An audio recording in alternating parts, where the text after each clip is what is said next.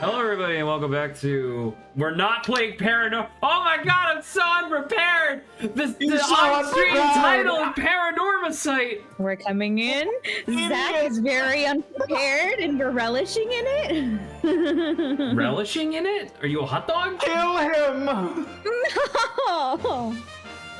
There we go. Alright, now This it's is properly fantastic, and I feel updated. very The happy. stream title was set properly. I just forgot to do the on-stream title.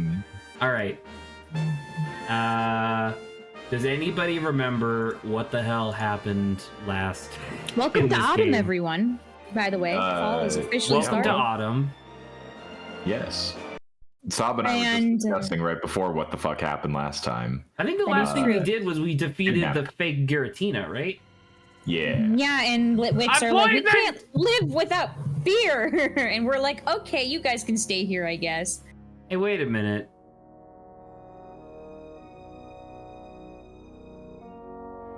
Isn't this Did you before? not save, Zach? No, no, Did I you not sa- save? No, no, I just loaded. I just loaded. Somebody. I loaded a. No. I just loaded a save state.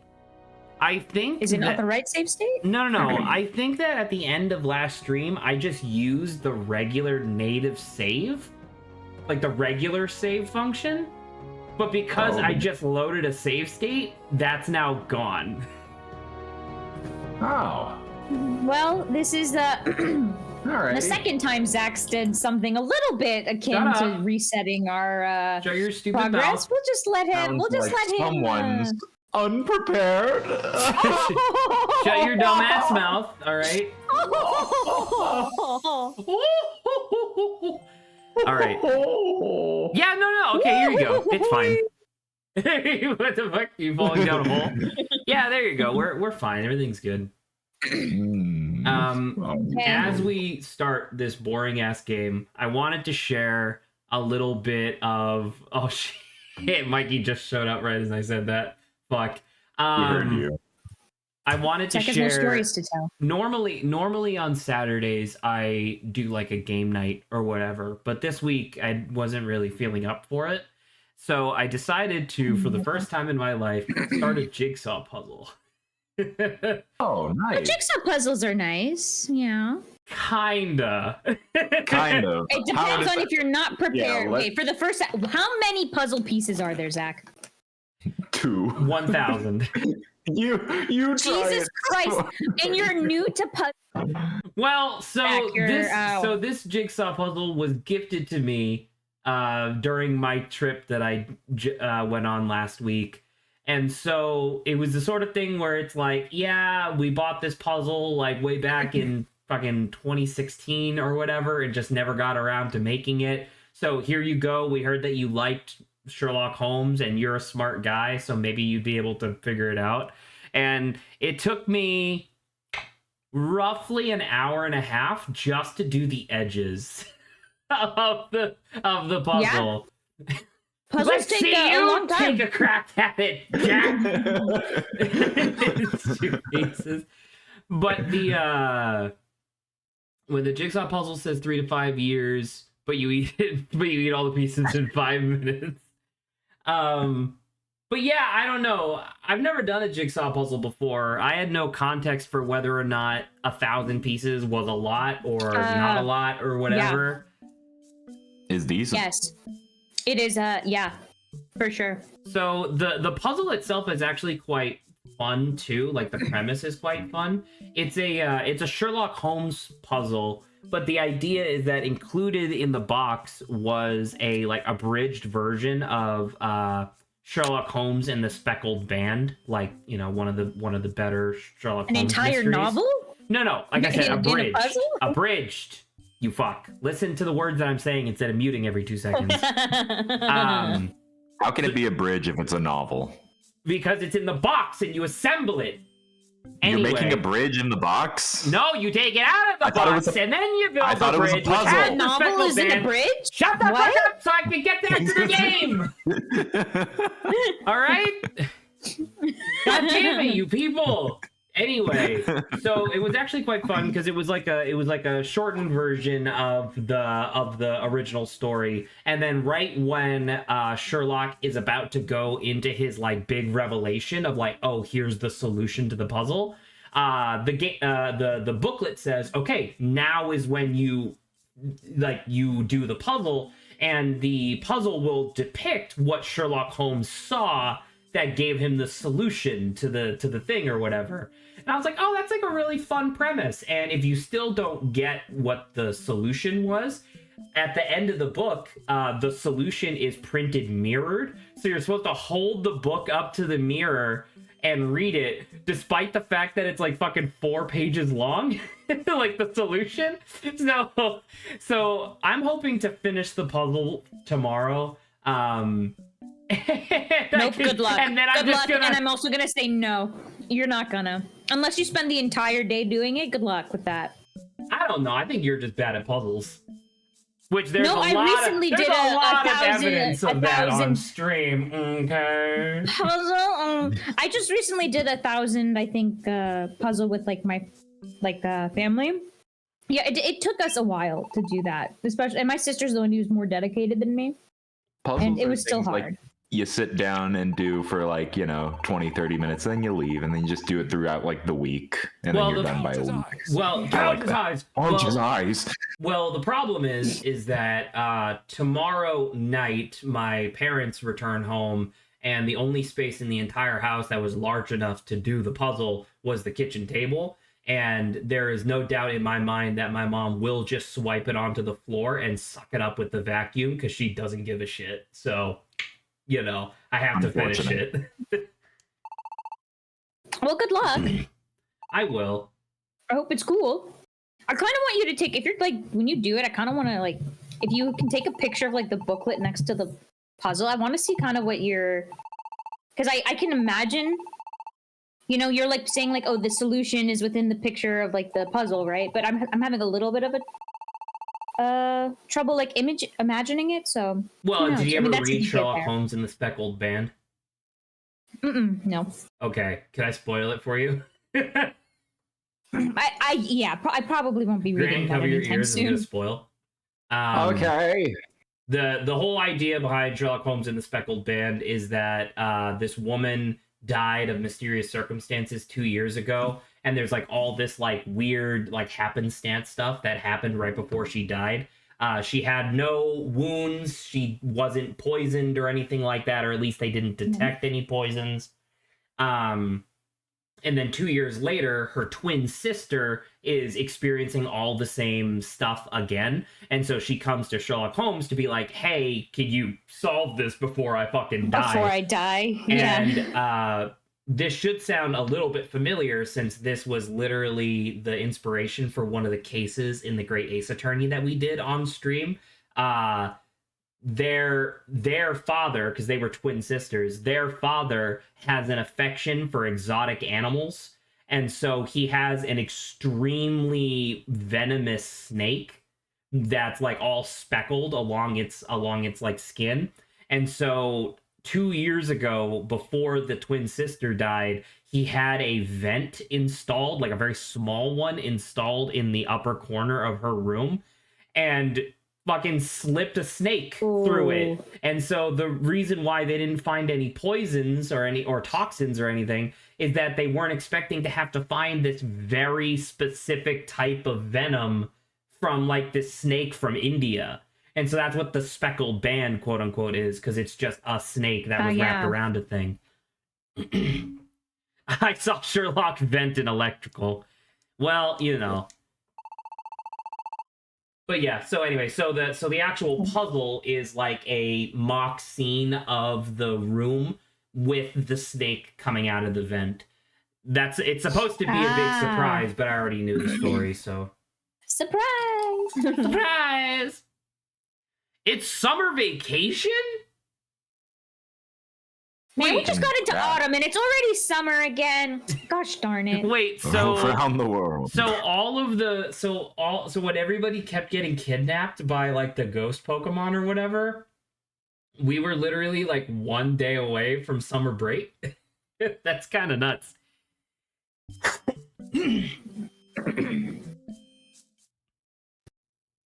Also, where's the music? This isn't clean at all! What part of this is done? I cleaned it, so I'm done! You're a fucking fire type! Fucking, I'm Caracosta! Obey me! It's all on fire, the interior.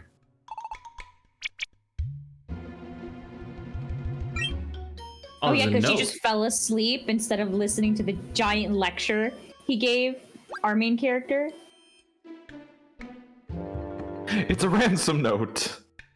Dear token. We clean the house top to bottom. So I'm not allowed to leave. I'm being held prisoner, send help. Weird. Yeah, well, let's just,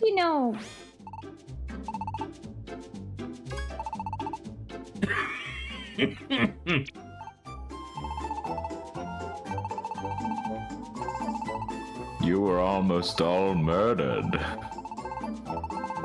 By me, and then By me. the little goo Pokemon shows up and is like, hello. Almost murdered by tiny candles. Tiny Yeah. candles. Gouge his eyes. You know, when they show Pokemon living in a society like this, I do get like Zootopia questions all over the place, because like Pancham just said like, oh, I got chewed out by my mom or whatever, right? Like my head hurt because she was yelling at me so much. Both of Pancham's parents are presumably Pangoros, right? But does that mean that? Well, and that's so there you go. That's my question. Like, I guess Pokemon do have egg groups, right? But how does that work? I guess I've never really done that without it being a Ditto in the Pokemon Everyone's games. dad in this village is one champion Ditto. But that's kind of my question, right? Like, if you have a Pangoro and then another Pokemon from the same egg group, does that mean you have a 50-50 chance of making one or the other? Is that how that works? I don't know. I don't Zach know. answering You're just the gonna most say, yeah. serious of questions. I'm not answering anything. I Ask- asked a question. Asking the most serious of questions. I don't even know. My mind's not working. Answering the phone. We're I've gonna been take calling you you- for years. Grant, You you can haven't been choose. calling me for years because you're too busy. I've been prank calling you for years. I've been trying. I just hang up and go. Woo! Becky's, he's calling you every night, but you never answer him. Okay, that's why. Every single time he's free, he calls you, but you don't pick up, and so he just has to assume that you're not available. You have to assume that you're dead. Yeah. And then he comes, and then like you know, when you ask him, he's busy. Man. Yeah, dude, look. I get- I don't like you yeah. pushing him around like that. I He get to looks- hang out with Goobert. Well, yeah, that's him. Ah, yes, it's Goomba. Let's make mud pies. I'd rather have something I can really sink my teeth into. Oh, that's good. The hippopotamus. Oh, the French hippopotamus. Eh? Are you not with Roxy today? What do you mean Roxy has been murdered?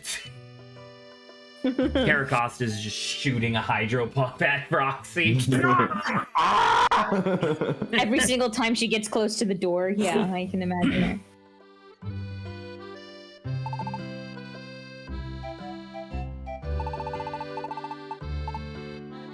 What?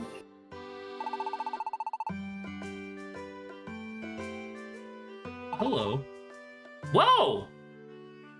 Wait a minute. It's a Sunflora. No, wait, but That looks like a robot? No, but is that the same Sunflora? Unless every Sunflora says "Oh my gosh" a lot, because the Sunflora from Explorers of Sky said "Oh my gosh." It is the same. Wow, very cool. No, all some fillers are like that. Yeah. They have very similar personalities. Yeah. Once again, a little strange that the game is like, hey, you know your partner Pokemon? Yeah, let's just like not use them again. You know your Parker Pokemon? Yeah? No, you don't. Right? Like, that's kind of what I'm getting at. I'm like, what? Why? Although it is kind of fun. It's like, oh, the consequences of your actions? Yeah, your partner is suffering under them right now, but you're the main protagonist, so you get away with it. Yeah, You're fine. but like, and you know, not once again, not everything needs to be based on the best game in the franchise, but it is a little funky. That's all. There's a tons of returning character cameos. Not that you played it, but that Victini from a while back was the same one from Gates of Infinity. Oh, very neat, very cool. Hold on, actually, I have to turn around. Sorry, I have to check to see if I have any stuff. Oh my god, I have 46 connections I haven't looked at. Zach, if you think about it, that Machop you murdered in that one on like 4-2 of the Weird Forest, that was in also Red Rescue Team. Well, I like the idea of Cherim just literally standing in the middle of town, and you're just like, Cherim, where just flip your pedals, Cherim, please. You're in the middle of town. Now I have to clear all of the messages fucking... to say fart with reverb.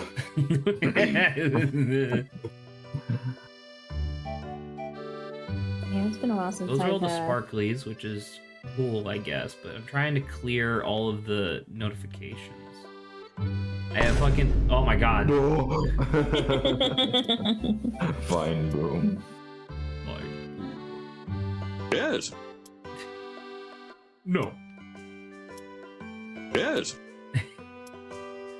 How about we talk about something instead of just doing soundboard? Huh? All I'm saying is Zach's message into the fucking astral projection realm would be, I did everything right and they indicted me. It's the story of my fucking life, man. Oh, I should have definitely put this earlier when Zach was fumbling his setting up of the stream. What took you so long, idiot? What do you mean fumbling? Go fuck yourself. He's fumbling. He's fumbling. He's fumbling. He's cracking. He's cracking. He's cracking under the pressure. You know what I could What's do? happening here? I'm trying to clear all of the new notifications, like, because you see, it's like that guy has a new on him. If you hover over him once, it clears. I'm just trying to get rid of all of them. How long does it take to go from one side of this astral plane to the other? A long fucking time. Like, really annoyingly long time. Just wondering. Oh my fucking God. Are you gonna get to know all of the unknown? Oh yeah, all 28 of them. What's that little sparkly though? I don't know. Some one? like because this is a connection that I will get eventually, but some of them are sparkly and some of them aren't. I don't really understand the distinction. Oh, okay, look at that guy. I know that dude. Yeah, see, like, look, this guy is sparkly. I wonder if that means that this Lillipup, once I do their quest, will join my... Wait, no, I don't have a team. I don't fucking know. This game's weird. Anyway, did I clear? Oh, I fucking missed 10? There's 10 left. 10 left. Dunsparce. Oh, there's one. Bouffalant, the guy I just talked to. Blunt.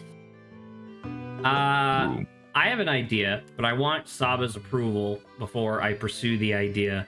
In an effort to insert some energy into... Oh, hello, Ampharos. Hello, Ampharos. In an effort to insert some energy into stream, do you think I should tell the goat noises story from yesterday, Saba? I think that we should 100% do that, but also I would like to say that... Why did it take you so long to say yes? I'm trying to think my words through. No, I was trying to say something else, but the words couldn't. Regardless, I think there should be a little prefacing. There should be a little prefacing of me and Zach were just deciding to hang out, right? And it was a very nice casual hangout. But through that hangout, I discovered 2 things about Zach. Okay. He talks a lot. That is true. We already knew that though. One, he's a playboy. Damn. Yeah. Back with the Riz. And two, at the same time, he's traumatized when it comes to relationships. There you go. These are the two things I've learned. The assertion of Zach is a playboy hurts a lot more than I think you anticipate. So in the most kind of Grant, comedic I and am going to sarcastic be way, talking over Saba so I can get started on this story because it's going to take a hot second. Oh, I'm done. Okay, Gonna great. say 10 Great. years. So Enjoy. I have a lot of different stories about my complete ineptitude when it comes to romance. I have the rotund story. I have the eyeball popping story. I have the heart palpitation story. Well, during my trip this week, I was having a conversation with one of my family members, and I was reminded of another story that I can add to my repertoire, which I am calling goat noises. All right. Allow me to bear with me, by the way, because I'm gonna have to tell the story. No, Zach, it's not a bear, it's a goat, okay? It is a goat, Yeah, go correct. with you. So, back in the later years of high school, me and two of my friends would hang out at this, it was essentially like a internet cafe that we had in the city. That was called Event Horizon. And so we would hang out there like semi-frequently. It was the sort of thing where like you buy an hour on the computers, but you were allowed to just hang out. It was just a meeting spot, you know. Not exactly the best place in the world and was definitely too expensive, but what are you gonna do? So we left school early one day to go hang out at this place because my friend Peter was like, hey, we're gonna hang out with 3 new people today and I think you're gonna enjoy their company. And it's like, okay, fine. What I didn't pick up on at all was that my friend Peter was crushing super hard on this one girl, and so he set up like essentially like a pseudo triple date with her 2 friends and his 2 friends.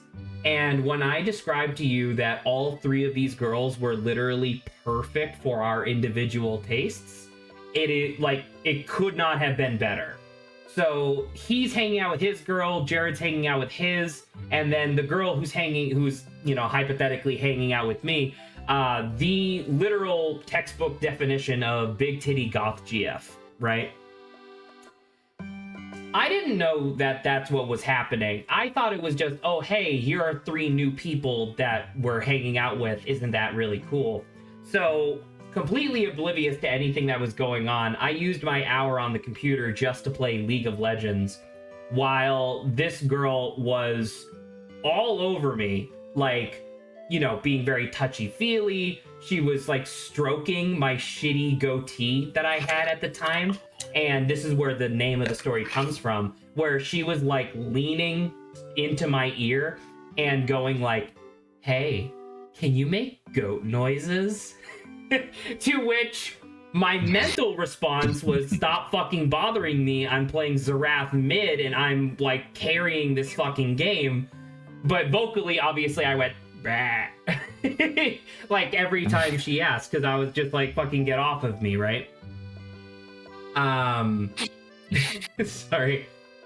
So we're there for the full hour. We use up all of our time, and then we hang out for a couple more minutes before we all go our separate way. Except rather, we didn't all go our separate ways. Peter went home with the girl he was hanging out with. Jared went home with the girl he was hanging out with. And then me and the girl who I was supposed to be hanging out with were just like, bye, and just like left. And I learned later that she went over to Peter's house and ruined their evening, if you catch my drift. And the entire time, she was just like, he was so cold and mean. He never looked at me once. He was so rude. What the hell did you think? Why? And it was just, and like Peter tells me this story like years later. And it wasn't until they told me that I was like, oh, that was supposed to be like a date. and I just didn't pick up on it at all. And yeah, Wow. I think Fumbled the bag. yeah, I think the I biggest L of the would story like was Grant to playing finish his League. thought in a second. However, I would like to springboard off of Adrian's thing that he just said, which is like you really fumbled the bag. I would like to say that is incorrect. I didn't even know that there was a bag. Someone handed me the bag and I just never picked it up. Period. But sorry. Never looked Yeah. at it to know it was a bag or what it was. I was Bro like, was unaware the bag existed. And it was What's the being bag? rubbed into his eyes. I think the biggest L from this story is playing League in public. Honestly, hey man, yeah, what that's- else were you that's- supposed that's to? a worse- Hey, that was years ago. League of Legends wasn't Look. nearly as cringe.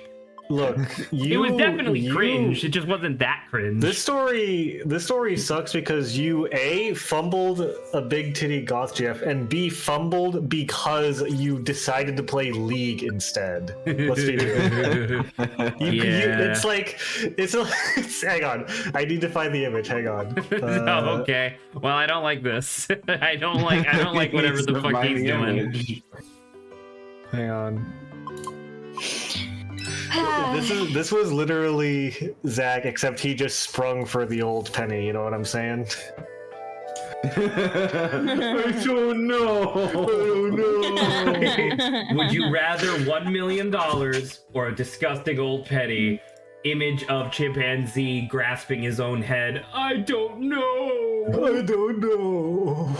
If Zach were to get graded on that interaction. Super Yeah. F! I don't know, man. I look back on that story really positively because it really does just reconfirm the idea of just like whatever, man. I clearly never had a chance. Just because you're on that damn computer too much, you know? It wasn't even the damn computer part. It's just I didn't understand because I was like, okay, whatever. Just new people. That's fine. Why? Like, I don't know. Why would I pick up on the idea of like, oh, this is supposed to be a date, a triple date? I mean, 3 perfect amount. They kind of went their separate ways. That was after we had already hung out for a really long time. Yeah, but you were kind of hanging out together, you know, in that Yeah, sense. but that's not fair. Yeah, but That's not fair. It's not. Man, this Gumi is annihilating this Flota, he's a dude. fucking sniper, dude. I want to share an image that this is in the banter topics. It's not really, but it's just a bit that I want to do on stream, really. That I've been waiting to share for the next time I had time to be on stream, and Grant was also here. I want Grant and I. Now, Grant, would you say you're more of a Yoda or a Gollum? Yes. I would say Gollum. Two ends of the spectrum. Okay. Two ends of the spectrum. I would lean towards Gollum.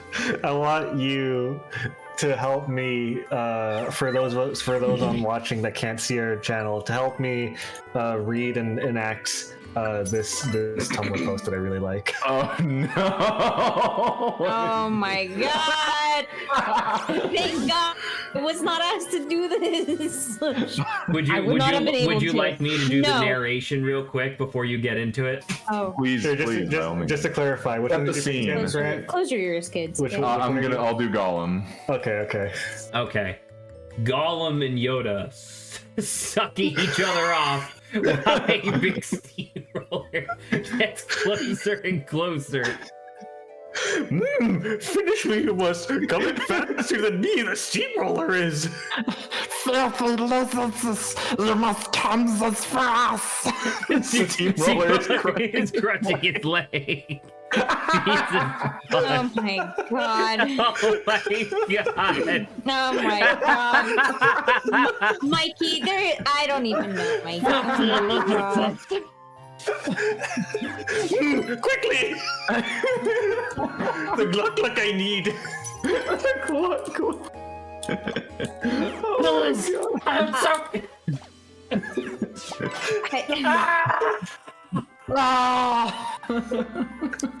my pretzel! Oh my god. The cock ring. No. Okay. Well, Oh, well, that I'm happened. glad I was That's- able to capture that moment on stream. that's a nightmare. Yeah. Oh jeez. That's the bit I just wanted me and Grant to voice act, by the way. That was a certified The crossover Moment. bit. post stream moment. Thank Yeah. you, Adrian, for suggesting such a beautiful moment. Mikey, I hope I I'm can bring also a, being held hostage, okay? I agree with you. Oh. I hope I could bring a little bit of Joy into our Steamroller. lives is the Steamroller to the stream. Steamroller. A little bit of steamroller to the stream. steamed golem. It's, Mikey, that's what they say, like, always expect the unexpected and prepare for everything and anything. Now, see, this is the reason. The reason that I posted this is because the steamroller represents Grant, or it represents Zach and his JoJo Grant? obsession, desperately trying to stop me and Grant from doing bits. Yes. Ah, I see. Excuse you. Ultimately, this whole Excuse you, it post should was be a called metaphor. roll the roller then. Oh my god. Zach, have I managed to mention to you I'm 10 episodes Have I away from have I finishing managed to IQ? mention to you what? Have I managed to mention to you? Have I managed to mention to you? Mentioned that I'm having the broke ambulance. There's a real Do purple you not frustration do you moment. not understand that I've managed to mention to you that Can you say the words, please? Oh, now I understand. Now that she said it clearer. I'm so tired. Just say the words. No, I don't think I will. I think 10 episodes Oh, away fuck. from finishing Haikyuu. So, Zach, guess what? It's not going to be 25 million years before I attempt to watch JoJo. Okay? Real Just so quick, you're by the aware. way, is this literally just a random Chansey that showed up to heal me? Yeah, random that- Chansey. That It's just the reminded party. me. Zach, yeah, it's a random chance. Yeah. That just reminded Fancy, me get it. of Zach getting really mad at me one time because because I was just babbling or something, and Zach was like, "You have to say Hey, words Mike. with intention, like conversations have purpose." I'm like, no, I don't, not always. I do remember that. Why? Joe, I was wow, just you like, just made no. a connection in the middle of the dungeon. Well, I Okay. think that was my objective, actually. Oh wait, no, it wasn't. What Turn the on my fuck? dad. Words have to have meaning. No, I don't. No, I Yes, they don't. fucking do. I I can want to just. talk Well, about Mikey- stuff too. Well, Mikey, I don't want to talk about the stuff that you want to talk about because it's stupid and boring. Oh my god. That's mean. That's mean. I don't Zach's give a fuck. laughing at it. Oh my god. Hopefully you've been enjoying your. Well, you know what? Since we're Mikey. not talking about Mikey's thing, Well, I say we do a take Mikey's two on the thing with Goldman Bleach is on Disney Plus. Cool. So, Has anyone else watched Bleach? Does anyone want to talk about Bleach? How are you liking it, Mikey? We Are you don't- enjoying I Bleach? cleaned my toilet with bleach earlier. I want think to Zach drink wants Bleach mind because of bleach. this conversation. Does that count? I can't believe it. Well, bye then. Bye, Mikey. Hope you have a good day. You know what, Grant? How about we swap? This time you be Yoda and I'll be Gollum. Okay, of course. God damn it. Oh goodness gracious. Sabi, you could have stopped this. No, I you know what? I appreciate that ultimately it turned out to be a metaphor for your JoJo steamrolling everyone else. I appreciate But it that. doesn't.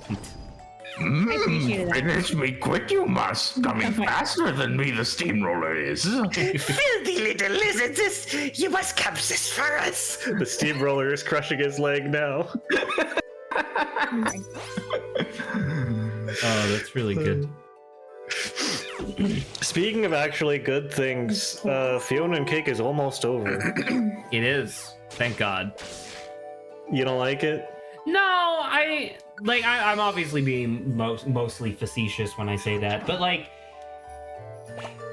the show is interesting within the context of it being like, you know, a continuation of Adventure Time, but I don't find it enjoyable on its own, I guess. Like, I don't know. Like for example, the most recent episode where they're in like the world that was completely obliterated or whatever. That's First of all, really, spoilers in case anyone wanted to. whatever. But Whatever. but like that's like an interesting premise. But then I found the episode overall to be very boring. Like, I don't know. I said it last time you brought up Fiona and Cake, but it's like I just don't find myself having fun with the show. I don't know, do you? I enjoy it. That's fair. I really like the intro. I actually like the first intro, the one where Fiona is depressed and Sure. sings the theme song. It's catchy. I don't disagree. But yeah, I don't know. I went into the show not expecting it to be fun and more expecting it to be kind of dramatic, and it is, so it's good enough for me. It is certainly dramatic. Well, at least it fulfilled your expectations, I guess. So I'm pretty happy with it. Well, because, I don't know. I guess I don't really know what I expected. I guess I was expecting more of the, what were they called? Grables? I don't know what you're talking about. The fucking things A from healing regular loop, Adventure Whip. Times. They would have those special episodes where it's like a series of like 2 or 3 like smaller stories, and that's where the Fiona and Cake stuff got featured primarily in the main Adventure Time series. And those ones were always just like, you know, silly. An adventure. Yeah, an adventure. It's a really good way of putting it. Well, I guess now we know why it's not called Adventure Time, it's called Fiona and Cake, short for Fiona and Cake are fucking miserable. But Damn. they are. True. Also, they just keep killing characters that we love. Who died? Oh, fucking right! You're right. I forgot that character died this most recent episode. Many Fuck. people have many characters that the audience has come to know and love have died in Fiona and Cake, some more than once. But it also doesn't matter because it's yet another multiverse story, so nothing actually fucking matters. I mean, it matters in the context of setting up the world, and also if you just like the character, it still hurts to see them. Like if a clone of your mom appeared and was like, "Zach, please, you have to," and like exactly a clone, and then vaporized painfully before your eyes, I'm sure you would still be affected if you know it wasn't your mom. that is fair. I suppose, and that's fair. But it is tough because it's like, okay, this character dies. There is literally an infinite number of that same character in other weird ass universes. So it's like, it's not my mom. It's just a character who I really enjoy and who has completely gone insane in the intervening years between the event and when they died. I mean, the characters are eerily, if not exactly similar to the main timeline one, so that hits a little harder than if they look completely different, just shared a name. For the character that I was thinking of in particular, their death scene was more just shocking because it was so quick. It did make me laugh a little bit because I was like, what the fuck? Yeah. I don't know. I guess my point. I enjoy it. I guess my point is that I don't. It's not Berserk 2016. You know what I mean? Like it's not a thing where it's like I wish this didn't exist, but it's more along the lines of like it's a good show, but I almost wish it. You know what it was? It's the same thing that I said about Legend of Korra. Which is not to say that I have similar opinions on both. It's more just I wish it was its own show. If that makes sense. Like, I wish that Fiona and Cake was just its own show that didn't have to tie into the greater multiverse canon of, like, Adventure Time. Just because Fiona and Cake themselves are fun characters. And even fucking Simon, even if he was a depressed piece of shit, like, he would still be a really fun character. You can't even describe him without insulting him. Because he's a depressed piece of shit. You don't have to say he's a piece of shit, you say he's depressed. No, because he is a piece of shit. Okay, well. A big contributing factor to them almost getting caught in one of the early episodes was him being like, "Oh, whatever. I don't want to walk anymore." you know. And also Because he was real mean to that little girl. This is on account of, the depression. So the press piece of shit. Well, it certainly doesn't help the enjoyment of the show if you have literally no sympathy for Simon, I guess. I have tons of sympathy for Simon. What the fuck are you talking about? Yeah, you keep calling him a depressed asshole. I said piece of shit to be more specific. But No, anyways, please clarify the difference for me, please. of asshole versus piece of shit. Yes. It's like it's not that he's irredeemable, it's just that he is in a really fucked up place. You know what I mean? So he's a piece of shit at the moment, and that's okay. It's the same as so like he's a piece of shit at the moment. Yeah, it's the same thing as Katra's a piece of shit, but I fucking love Katra. You know what I mean? It like same deal. Well, obviously enough, different, but you know what I mean. Fair enough. I enjoy the show, but I will Once again, I like the show. conceive it is certain. I don't think it's actually that fun.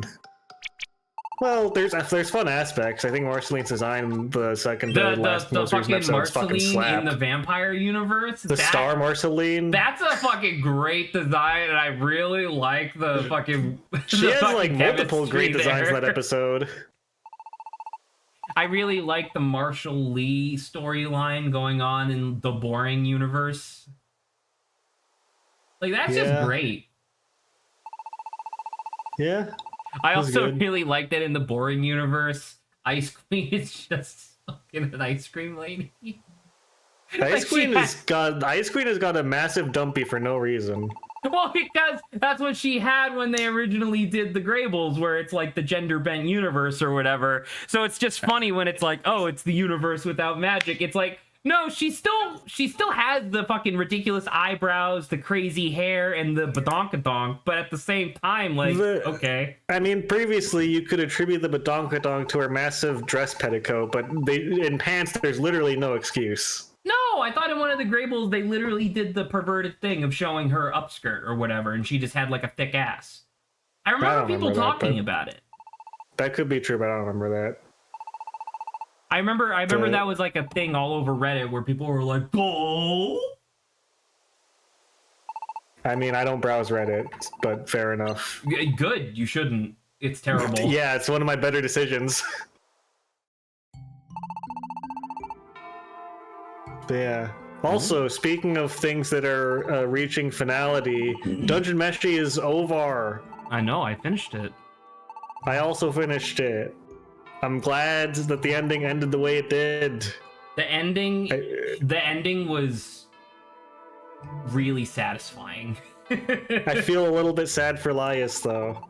Yeah, but you know. Yeah. Like, not only is he cursed, he doesn't get to achieve his, like, ultimate dream, which is also fucked, but, you know. Whatever. And I saw someone, like, imply that, like, not only are all the monsters scared of him, he can't even eat monsters anymore. Why couldn't someone kill a monster and then bring it to him? Because there's that shot of him, like, in tremendous pain after eating a walking mushroom. Oh, was that what that was? Okay, that makes sense. I mean, I don't know if that's for sure, but that's what someone read into it as, and that makes sense to me, you know? That does make sense given the winged lion's curse, so that's fair. So, like, that sucks, too. Not only can he not be near them without them in fear and trying to escape, he also can't even eat them anymore, which is a thing that was so new and he was so happy about. Well, because that was his ultimate dream, right? That he explicitly stated multiple times. Was he was like, I want to make a kingdom where like monsters and folk can live together in harmony, and we can all be happy together. And now it's literally impossible for him to do that. He literally can't, which is both good and bad because his kingdom is 100% protected from monsters, and he's sad about it. Yeah. I did also think that it was kind of interesting that they never, because they did like the flash forward or whatever, they never confirmed whether or not he got married or anything like that. I think that's for the best. I think it's good they left up the speculation. Well, I mean, there was, needless to say, a lot of people that were hoping for certain individuals to maybe end up together, and it just straight up never confirmed that, which I think is the best thing that they could have done. Yeah, this is a smart move.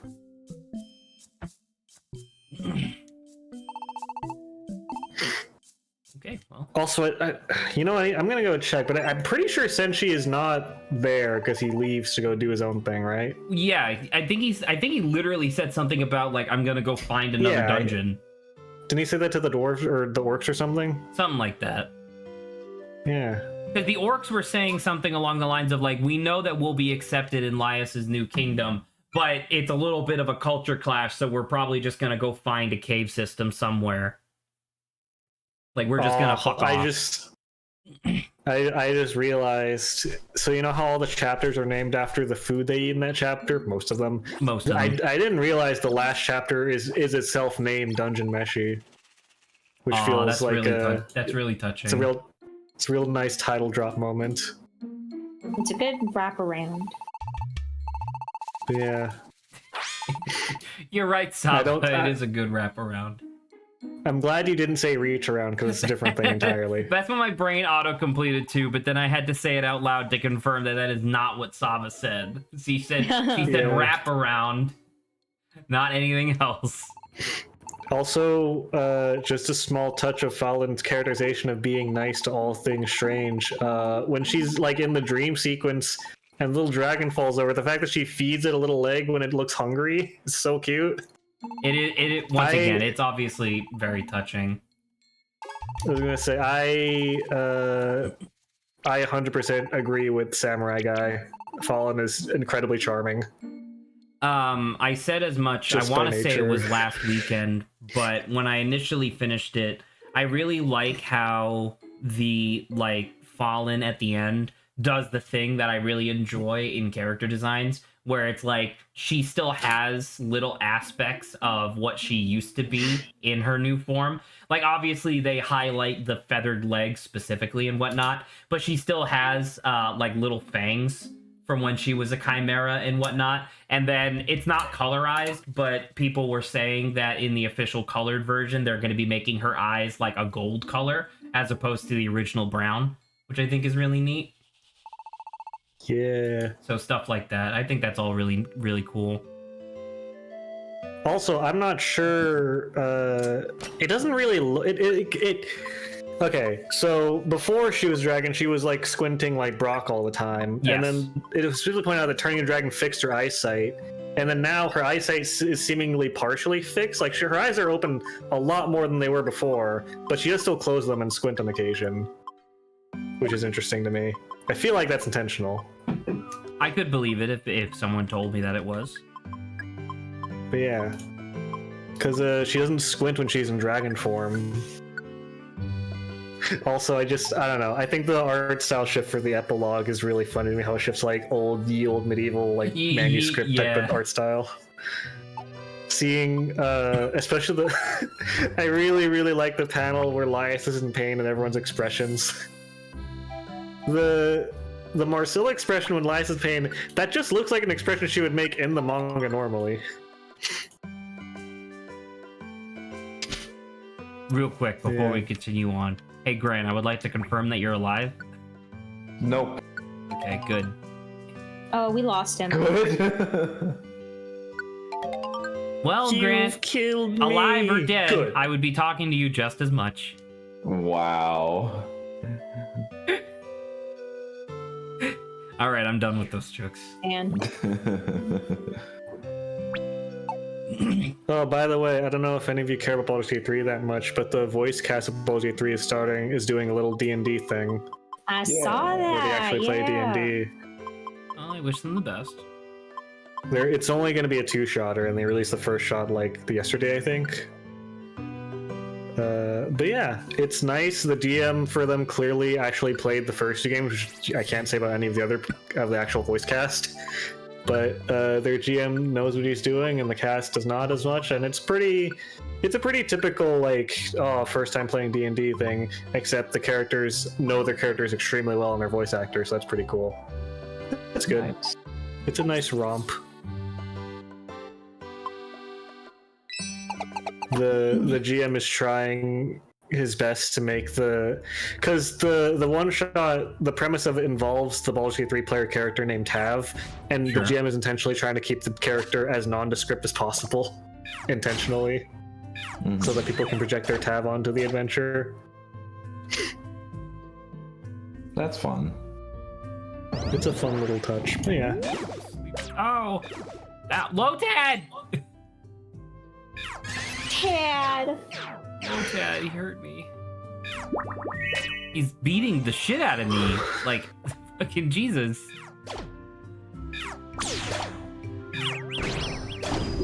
All right, that works.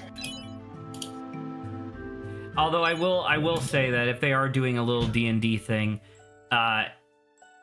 it would be disappointing to me that the DM wouldn't be the actual lady who does the narration.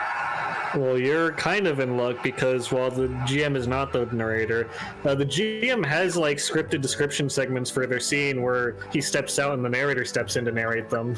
Oh, that's great. Okay, that's good enough, I think. Yeah. It's yeah, it's good. Also, if you can hear that, that's my pipes going wild. Your lane It's pipe. always your pipes. I live right next to the bathroom. You're streaming from the bathroom. My whole house shares a wall with one enormous 7-story tall bathroom building. Hell yeah, the bathroom building, bro. You It's got. just in the middle of. I mean, I guess other people would call it a waste transport, a waste processing plant, but I call it the bathroom building. Do you think the toilets are literally any different at the waste processing plant? I would assume not. I think. Do you think they they're are. dirtier or cleaner? I would assume that they they're are like cleaner. Fucking Pee Wee Herman's house where they're all crazy and they're all self-automated. Okay, it's for sure not how it works, but I just imagine that like the bathroom at the waste processing plant is on like the second story or whatever, and the pipe instead of leading like a normal pipe system into the sewer, just dumps from with like a 17-foot drop into a giant vat of waste. Goodness. You can hear it splash twice, once in the bowl and once in the vat. Yeah. They put a glass floor, a one-way glass mirror floor underneath the bathroom so you can watch it descend. Just slam into the top. Why Yeah. why is it one way? So for It HR doesn't need to see reasons. you. Oh, so people can't see your taint. Got it. Yeah, from below, but you can watch them work while you work on the toilet. Yeah. Yeah.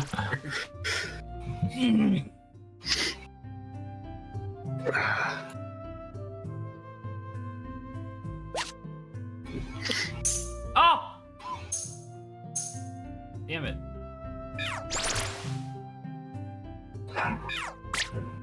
What the hell? How'd you do that?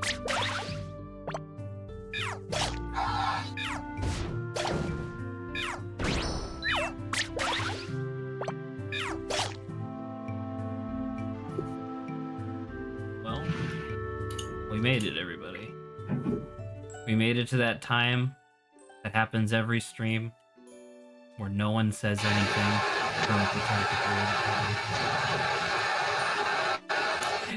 And Fuck is Adrian that gets noise? sucked up into the waste the waste processing plant.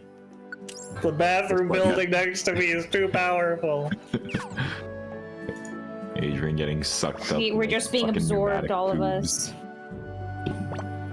Why would we all be absorbed by that? It's Like strong I enough. said, it's getting too powerful. It's like Grandpa, please stop believing in him. As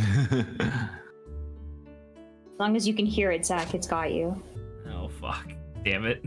It's really scary. It's already over. Could you imagine a final confrontation, like a game or something, where like there's this big sense of like stakes and grandeur, but it's entirely undercut just because of how disgusting the final arena is?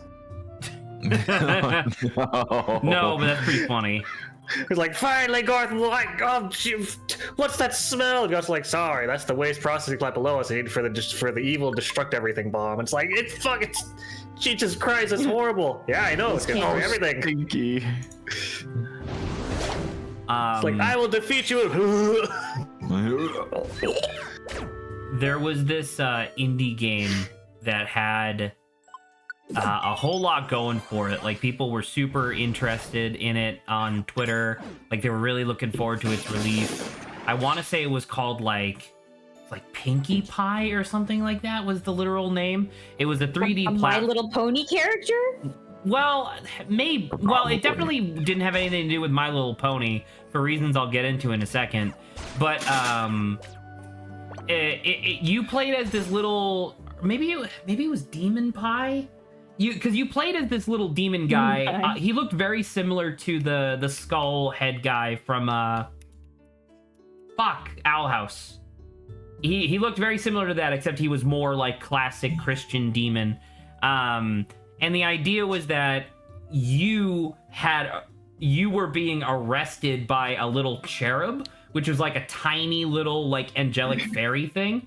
But the little cherub was not strong enough to actually force you to go anywhere. So when he shackles himself to you, it actually just gives you this ability to, you're doing like all this like 3D platforming, and you can like throw the fairy out, and the fairy is just strong enough to act as like an anchor point so you can swing through the environments and stuff. And it looked really cool. All of the early like test screening for the development of the game looked really compelling and interesting and stuff. And so me, like a lot of other people, were really interested in it. But then when the game finally came out, it was revealed that the creator had the most juvenile, disgusting sense of humor ever, where like literally the first entire like half-hour long level, not only is it a sewer level, but your character is actively being forced to chug shit water and like. Oh wait, I think I remember this. I believe I told you about it during a Steam Next Fest, because that's when the demo came out. Yeah, and I think I remember seeing it, and it was gross. Yeah, like you fight this one mini boss in that sewer level, and literally the whole point of the mini boss is A, it's a joke, and B, they're shooting bloody tampons at you, and that's the joke, is that haha, it's bloody menstrual tampons.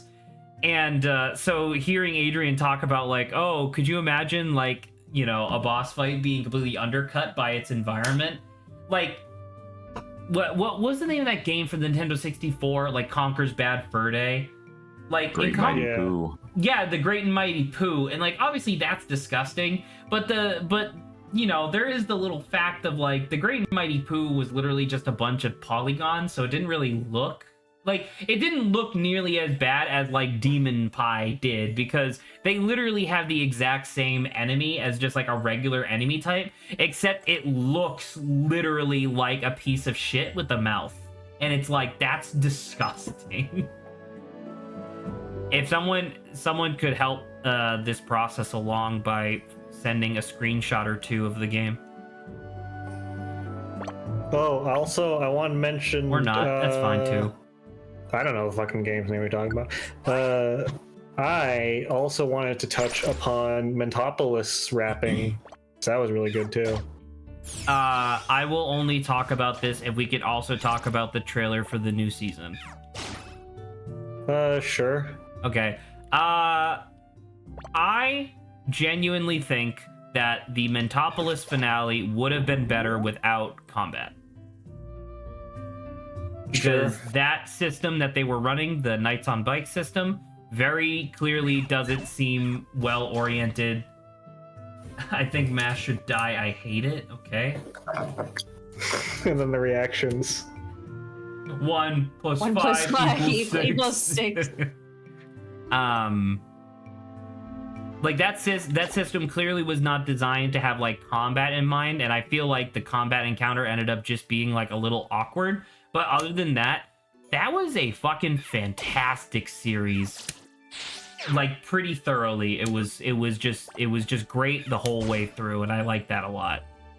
I do think that Freddie Wong, Hank Green, and Alex Zongsha are incredible, and I would have loved to see them in a longer season, but man, did they play some of my favorite characters. I fucking loved the Fix so much. I thought you were gonna say Dan Fucks. I love Dan Fucks. The Fix is great too, but I love Dan Fucks. Dan Fucks was like fine, but I don't know. I just really loved the gimmick of the Fix, where it's just like such an enormous guy, and he just intimidates you by telling you weird facts that he knows. Like I thought that was great. I think it helps if you know the added lore of Hank Green on Twitter at one point saying, "No one tell Brendan Lee Mulligan how attractive I think he is."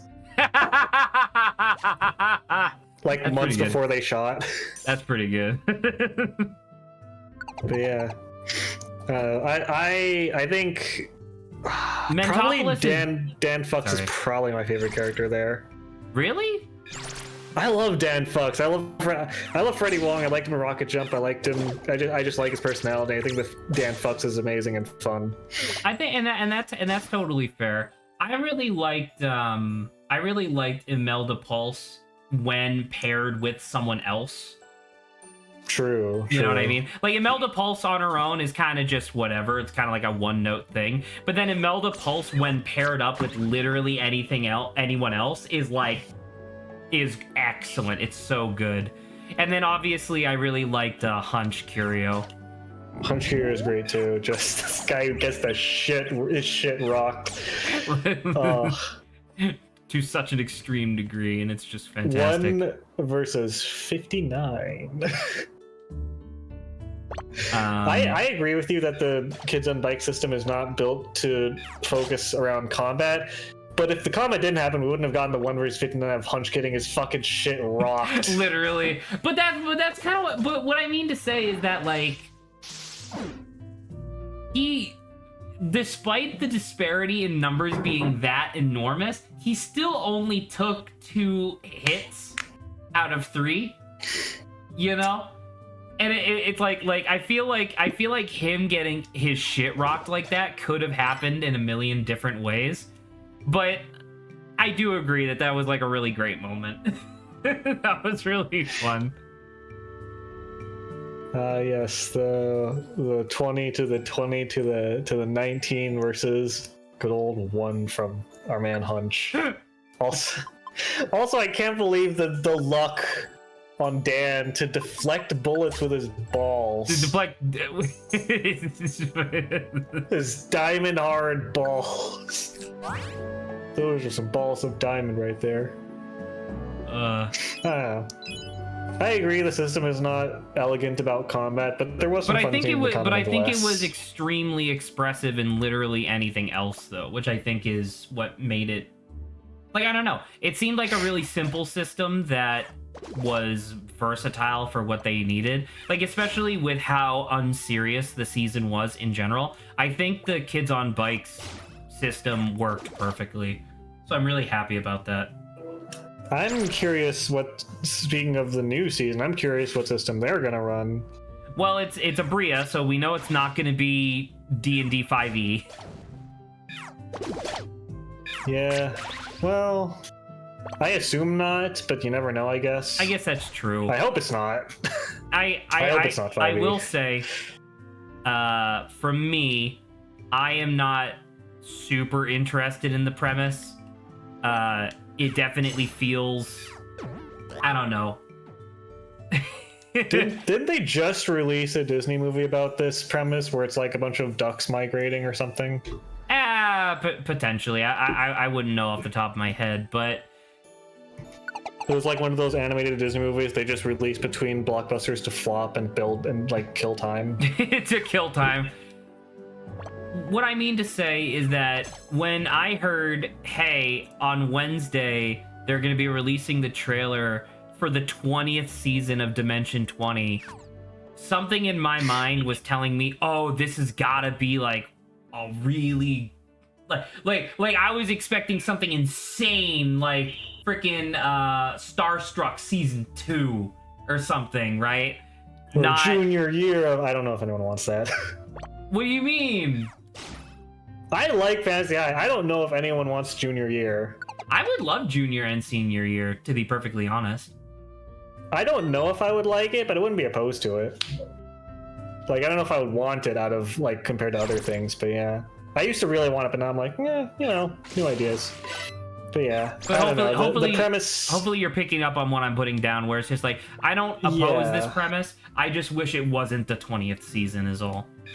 It's like Redwall, but without the medieval Europe intrigue, where it's just like animated animals being, you know, it gives Disney movie vibes, which is fine.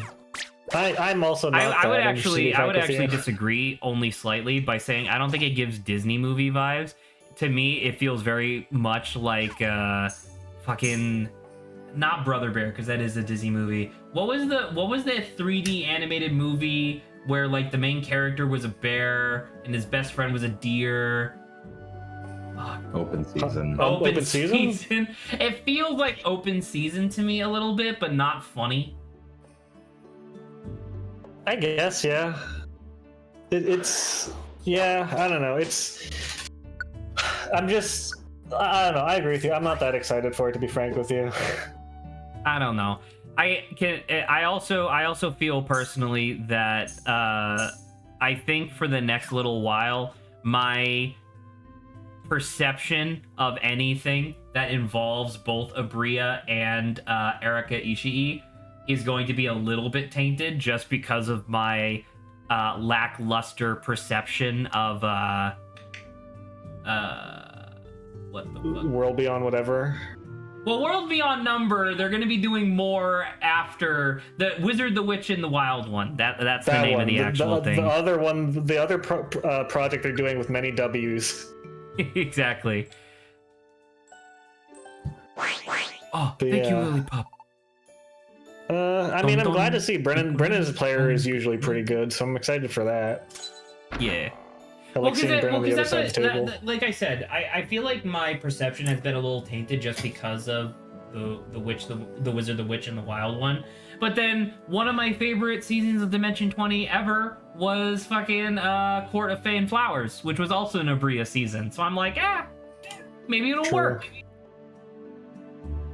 Yeah. Maybe I'll have a good time and it'll be a lot of fun. I mean, I liked Court of Fae and Flowers. I liked Abria's the Hogwarts one. The Harry Potter one, yeah, despite me not liking Harry Potter.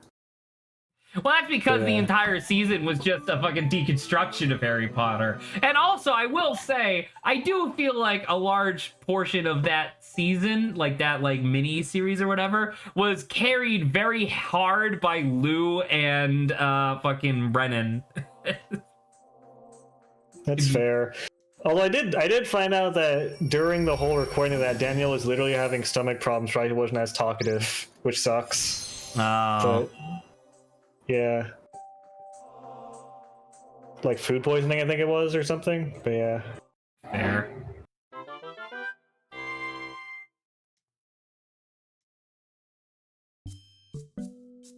Oh, Kirakosta.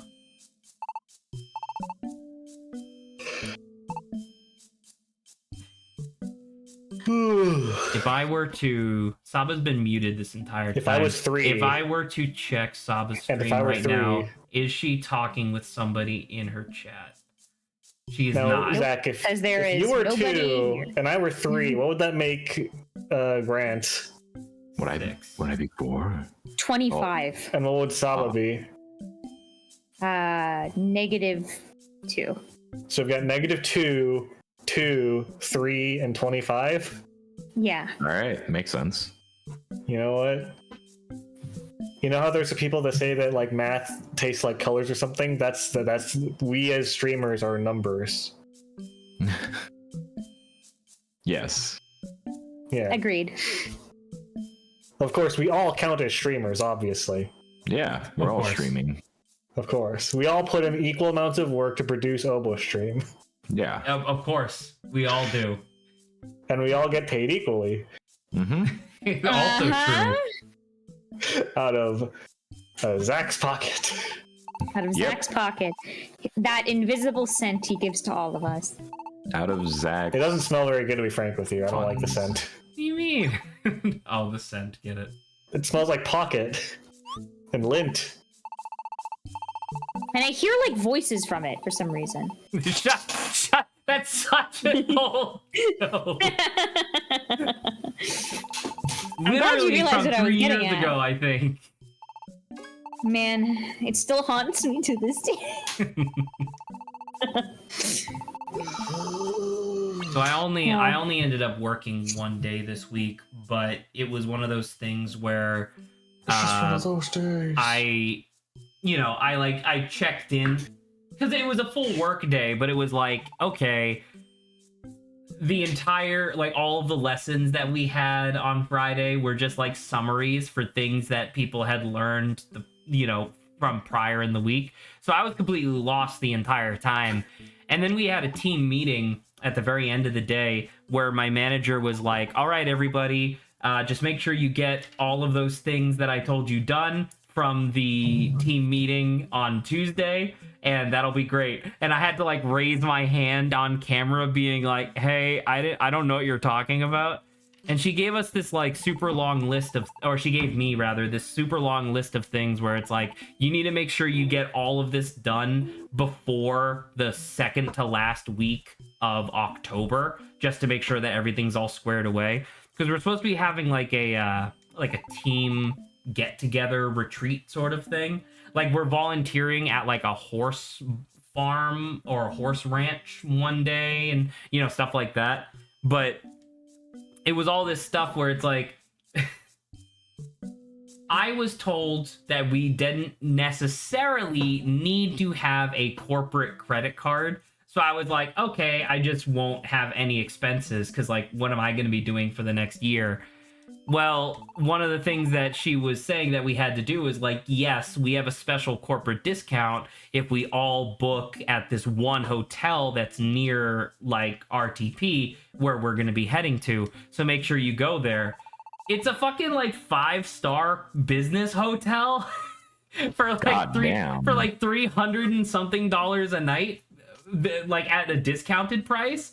And it's like, well, I could hypothetically use my own credit card and then get reimbursed, but that could take up to like 3 months to get approval for. So it's like, might as well just apply for the corporate credit card. And then the process for applying for the corporate credit card took fucking 2 hours because there was so much stuff where it's like, yes, we need this one very specific number that's associated with like your manager's physical location. And I'm like, okay, it's because they didn't want to give it to you. It's just like, as a thing, make the paperwork as arduous as possible, so the likelihood of you asking them so no one is goes low. through the process. Well, Yeah. I think you would normally be right, Saba.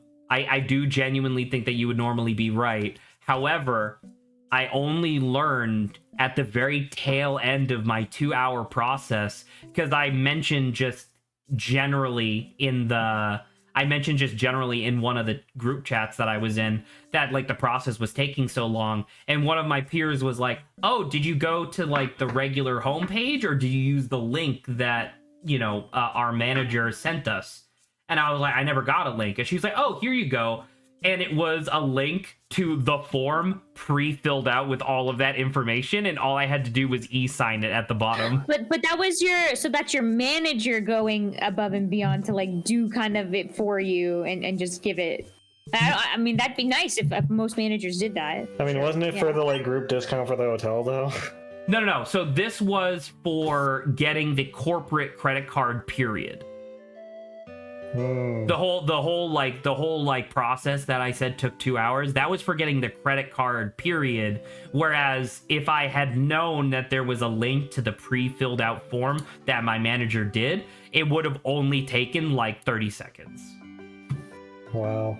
Damn. And did you find the link partway through or like only after you finished it? I was literally at the very tail end right before I was e-signing the one that I filled out. Great. Fantastic. Wow. Did it at least match, or did you continue with the one you're doing, or did you choose the one I from the will link? I will proudly let you know I got most of the fields wrong. Wow. Oh my god. Awesome. So I would have Great. submitted it, and then a week from like next I would've been, like, Friday, rejected. I would have got it rejected and been pissed. Well, it's a good thing you got that link then. It's a good thing I mentioned it, you know. Yeah.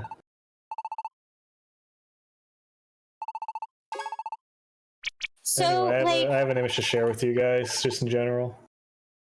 nice. To counter out I Grant's enjoy that. dog image from earlier. Oh Lord, he's struggling. That's the cat looking at the health bar. He's like, I can't defeat him. He's too strong.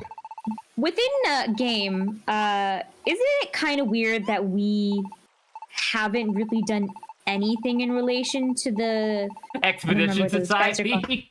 no, not even that. What is it? Are they Elysium? Whatever the alien Pokemon are at the beginning. LGM. Yeah, the LGM. We haven't done anything at all in relation to why the heck they were trying to beat us up and stuff like that. Because I'm kind of suspicious on why, out of every Pokemon, the alien Pokemon's like, get him, You. beep beep boop boop. You know? Well, because it's like it's very suspicious, right? Especially since the initial like cutscene of the game, it was like involved the original alien Pokemon Deoxys, you know? Yeah. I agree with probably like this is feeling really, really long to getting to that like overarching narrative. Because it's like, okay, we have like these kind of smaller stuff that kind of show up, you know, being, you know, the thing with the Litwick, which was the most recently interesting thing. Pause for one quick second. I do want to vocally apologize, Mikey. I hurt your feelings. I didn't mean to. I was doing my typical shut the fuck up type stuff. Sorry if I did hurt you. But Mikey is saying that apparently after this mission is where the game picks up. So it's only been almost Like 20 5 hours. streams. Like 5 million streams. Okay, good to know. It feels, well, in the whole design of the thing, thanks, Mikey, for telling us. The design of the thing feels, it's a little drawn out. It feels like. I mean, especially in comparison to starting off with Explorers of Sky, you know? Well, because once again, I feel like comparing it to Explorers of Sky is not only like a little trite at this point, but also like unfair. But it's all Well, that's like, the only other one I've seen. No, like, right. But what I being mean to say, realistic here, what I you know? mean to say, well, because I played like Red Rescue Team and Blue Rescue Team, and even that is faster than this game, which is crazy because that was the first in the series. You know what I mean? And so I find myself conflicted because it's like either I want a more lax like structure to the game where the entire game is about like this stuff, right? The connections and doing these quests, or I want you to fucking kick it into high gear, man. I want to get to some cool shit. Why am I a child? Why do I have to go to school? Oh yeah. I talked about the being a child too, which is I'm like, why? I was gonna say Why did they decide we're children? I mean, the implication it's ambiguous in the previous games, but they go so far to the way to be so explicit in this game that you are a child. Well, because it's like I can only Oh, imagine. but you appear like a child, right? Isn't our like character? Right, we name, are not a like, child. We Amnesia? are a child Pokemon explicitly, right? Yeah. Because they even say that in the intro that it's like, oh, I became a child, you know. But the like, okay. Why would you put the main character in school? Either A, you wanted to do some sort of like teaching thing, like that was a big part of the narrative, is the idea about learning and teaching and stuff, which has not been the case. B, you wanted a different type of like forced environment where people would like have connections with each other, right? Or Yeah. they wanted to put you in school because this game is for 10-year-olds. Right? and it But all... it's just like, why not make the other ones, you know? Because it's just, I don't know. Sometimes it feels like when you Because put, the other ones were better, Sabo. kids- True. When you put like the premise of like, oh, these are kids, suddenly it, in my mind, it feels like, okay, I'm being limited in some, like there's something about this story that is either like, I don't know, being a child suits you more, or like suddenly I feel like you're not allowed to do as like as much not dangerous, but like, you know, dangerous or like some story elements that are like too much for kids. And I'm like, okay, so I'm feeling a little limited. Why are we a child when everything else prior has not been child? Yeah. Been cool. How do you cool feel? before. I mean, most points have been touched on, but I agree in the sense that if we are having the greater plot, I feel like it, because there have been hints of it, that it probably should be. At least I want to learn more. And we're sort of like, do we even know, like us as a character, of stuff going on? Otherwise, has there been anything like that? That's the thing. Anything? Not really. Nothing else has happened. That's why I brought up like the Elgium, because I'm like, that happened at the beginning of the game, you know? And I, as soon as you land, having like a group of Pokemon come after you is still a little weird, right? Because as we're well aware, like we ran into Nuzleaf and he's like, hey dude, what's up, right? He's like normal. So it's like, why have the Nuzleaf been attacking us? Well, guess what? You don't get to know that, because it's been 25 years since we've last since the beginning of the game, and I almost forgot they existed. So which is apparently what we're supposed to be investigating right now. Like that's why we're going to Mount Revelation or whatever. But which is a very specific name, by the way. So I'm assuming we're gonna get to some cool shit in a second. But by the way, Mikey, if you wanted to hear the thing that I said earlier, there is a VOD. You know, it's there for your viewing pleasure if you ever want to see it. We didn't really talk about too much, by the way. Yeah, we were just kind of going over. But what I mean, I meant my apology.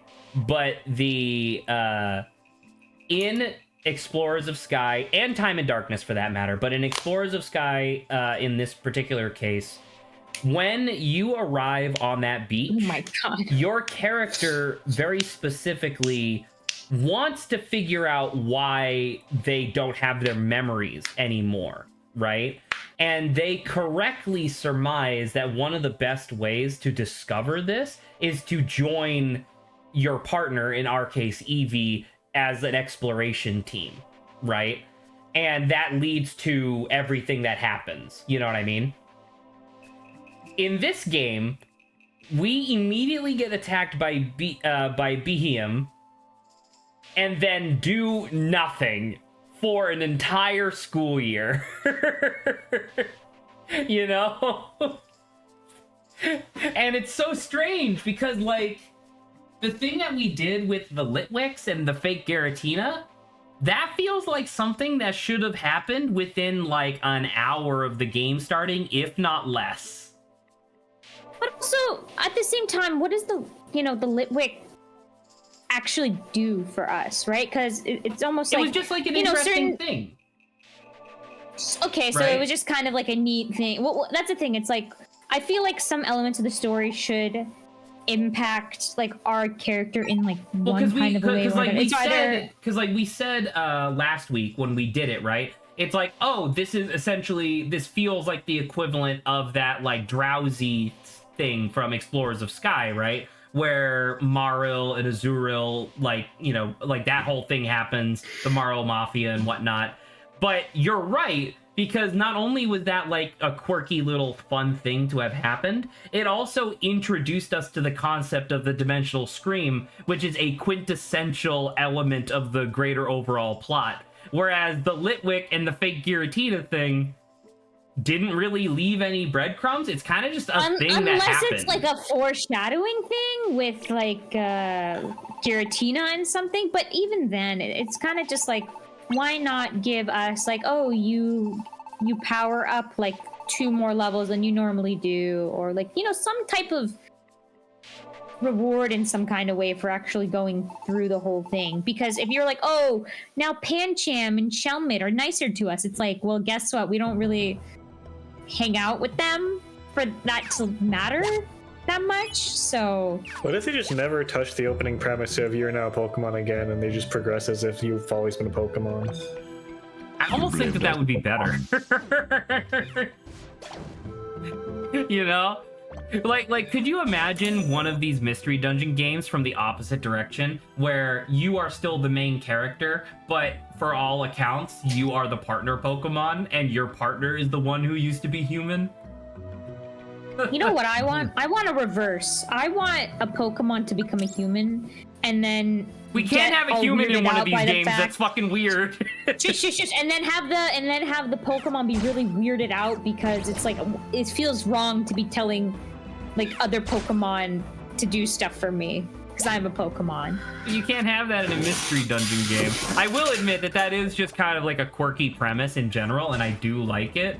But at the same time, like, woof. You know? We'll shove it in the Detective Pikachu game. There you go. Me and Grant turning out 90 sure this is correct. It's not about cock and balls. I don't want to. I don't want to know. Oh my god. Well, you guys had your moment for like a good 30 minutes prior, okay? Where I was just Listen. I'll just repost that again. Listen, good stream always gotta have a touch of cock and balls content. Just a little cock and Just a balls little never touch hurt of no cock one. and balls. At least, you know? And luckily It's you like provide that MSG. It for makes us, everything okay? better, and some people are scared of it if they're racist. They're racist. This is true. Sure. Okay. All right. Let him cook. Anyway, Let so him is it? cook. I'm assuming this Let is him after talk. the Nuzleaf thing is where we're gonna pick things up, right? This is my assumption. And it's literally called Mount Revelation, so I genuinely wonder what it could possibly be. You are not going to learn any information of consequence in Mount Revelation. Let me tell you that right I now. almost, like, once again, it would be an absolute death sentence for this playthrough if nothing happens as a consequence of our adventure up Mount Revelation, but I would respect it. I would find it respect the hilarious. decision. You if go you up make Mount it all the way- Revelation, and it's like, wow, this is a nice mountain peak. Let's go home. Exactly. No. Even before that, you get to the top of the place, and then you stand there and realize, wow, it really was a mountain that you were on. The That's whole your time. revelation. You That's get to the top, revelation. and you're like, wait, the game's over? And then credits roll. I will say, Mikey, in the game's defense, I don't necessarily know if the game is the thing that's really slow, or if it's because we're playing it in like a quote-unquote let's play contest where it's mostly like chit-chatting and like we try to do a little voiceover early, you know what I mean? So it's like, it's true that it's If we were taken more us fucking focused on the game. like, it's yeah. true that it's taken us fucking 20 hours to get here effectively, but at the same time, like, that's also kind of our fault. So, like, lopped, like, I don't know, 5 hours off of that. That's still, like, a long time.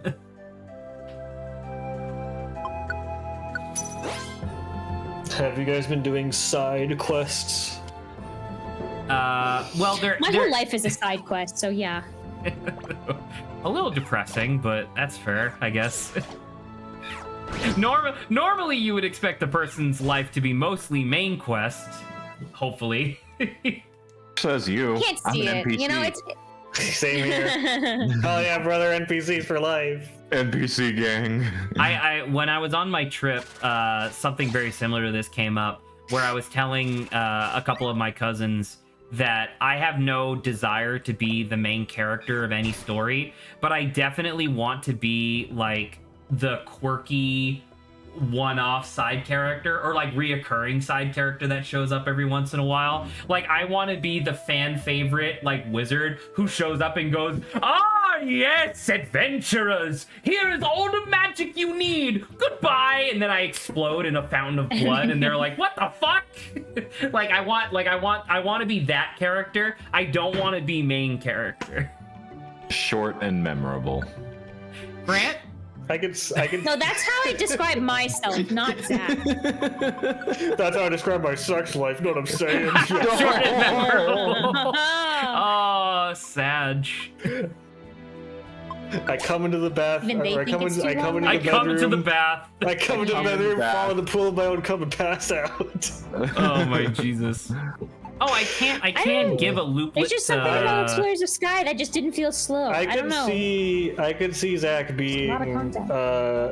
a memorable goon that gets promoted to side character. Hell yeah, dude. Isn't he supposed to be a slime? I can see that. It's like that An one. orange goop slime? It's that one Flash game I told you guys about, where it's like you start the game fighting like a simple slime monster, and then by the end of the game, it's like towering over the planet. Like that's me. Flame. Can I give you a conspiracy theory real quick? They cured cancer, but if they release it to the public, then You already said this healthcare one. companies- You already said this. Okay. So I noticed that I have the 3 looplets, and in the past, if I forgot to give someone a looplet prior to going into a dungeon, I could give it to them from here. But you'll notice that Nuzleaf doesn't show up on this list. Nuzleaf isn't real. I think, well, I I was see. gonna say Nuzleaf might die. And so they're just not letting you, they're just like not giving you the not our opportunity. mentor Pokemon that wasn't here basically 90% of the time, but is still taking care of us, so we still feel guilty. Saba, oh, you're no. supposed to care about Nuzleaf. Stop being cynical. Oh no! Can you stop hitting me with the fucking Dragon Rages, please? They deal a flat 30 damage, and it sucks this early. I'll just walk it off.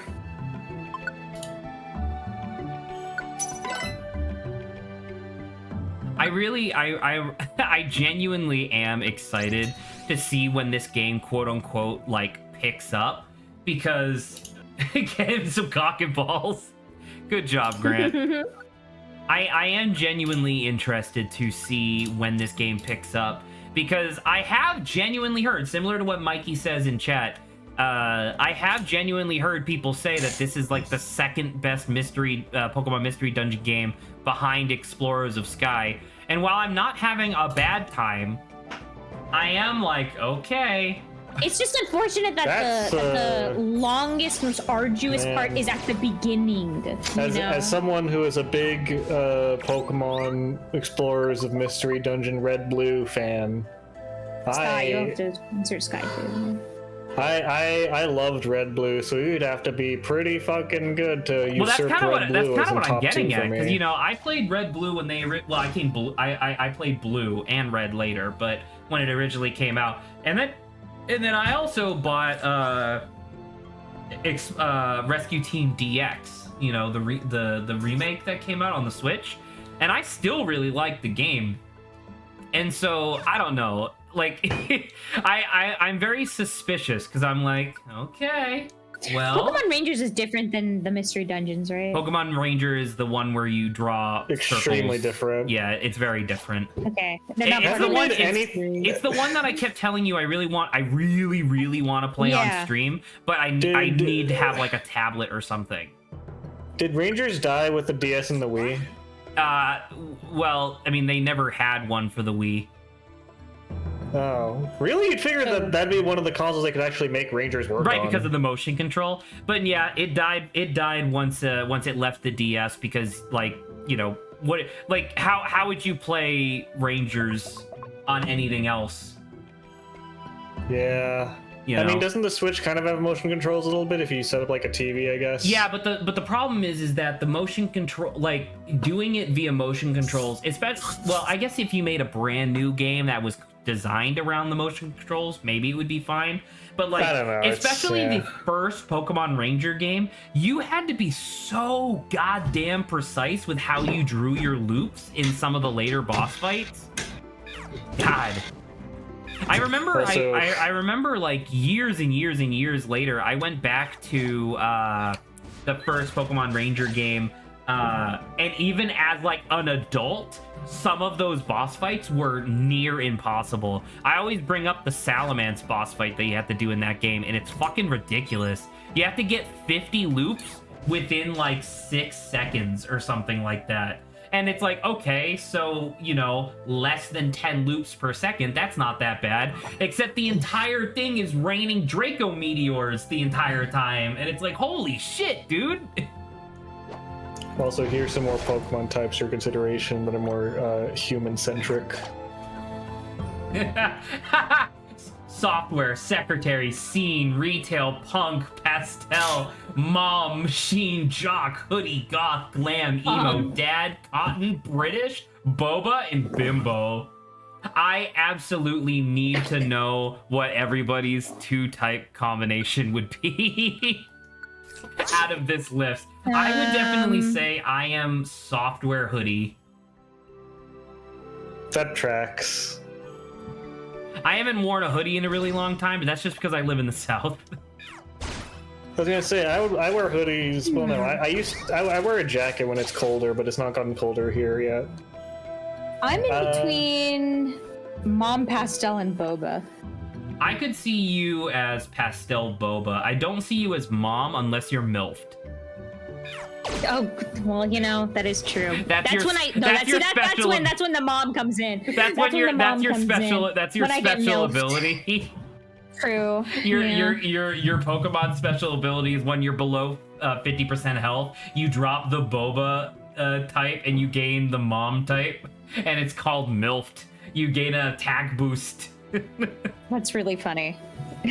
Well, there you go. That's mine. What about you, Adrian? I don't know. I'm struggling to identify with any of these, really. I mean, I know which one I would say. I'm definitely not British. Okay, well, I gotta change one of mine then. How could you tell, huh? I would definitely say that Adrian is retail bimbo. You know what? It's pretty you close. know what? I'm not opposed to that. I do work a front desk job now. Oh my god. I'm not opposed. All right, what about Grant? Grant's getting cock and ball, so one of them is bimbo. I don't know if Grant's really bimbo though. I do think that out of all of us, he is the most jock, especially since he gets punched in the skull for fun. Out of the group of us, Grant is certainly the most jockey.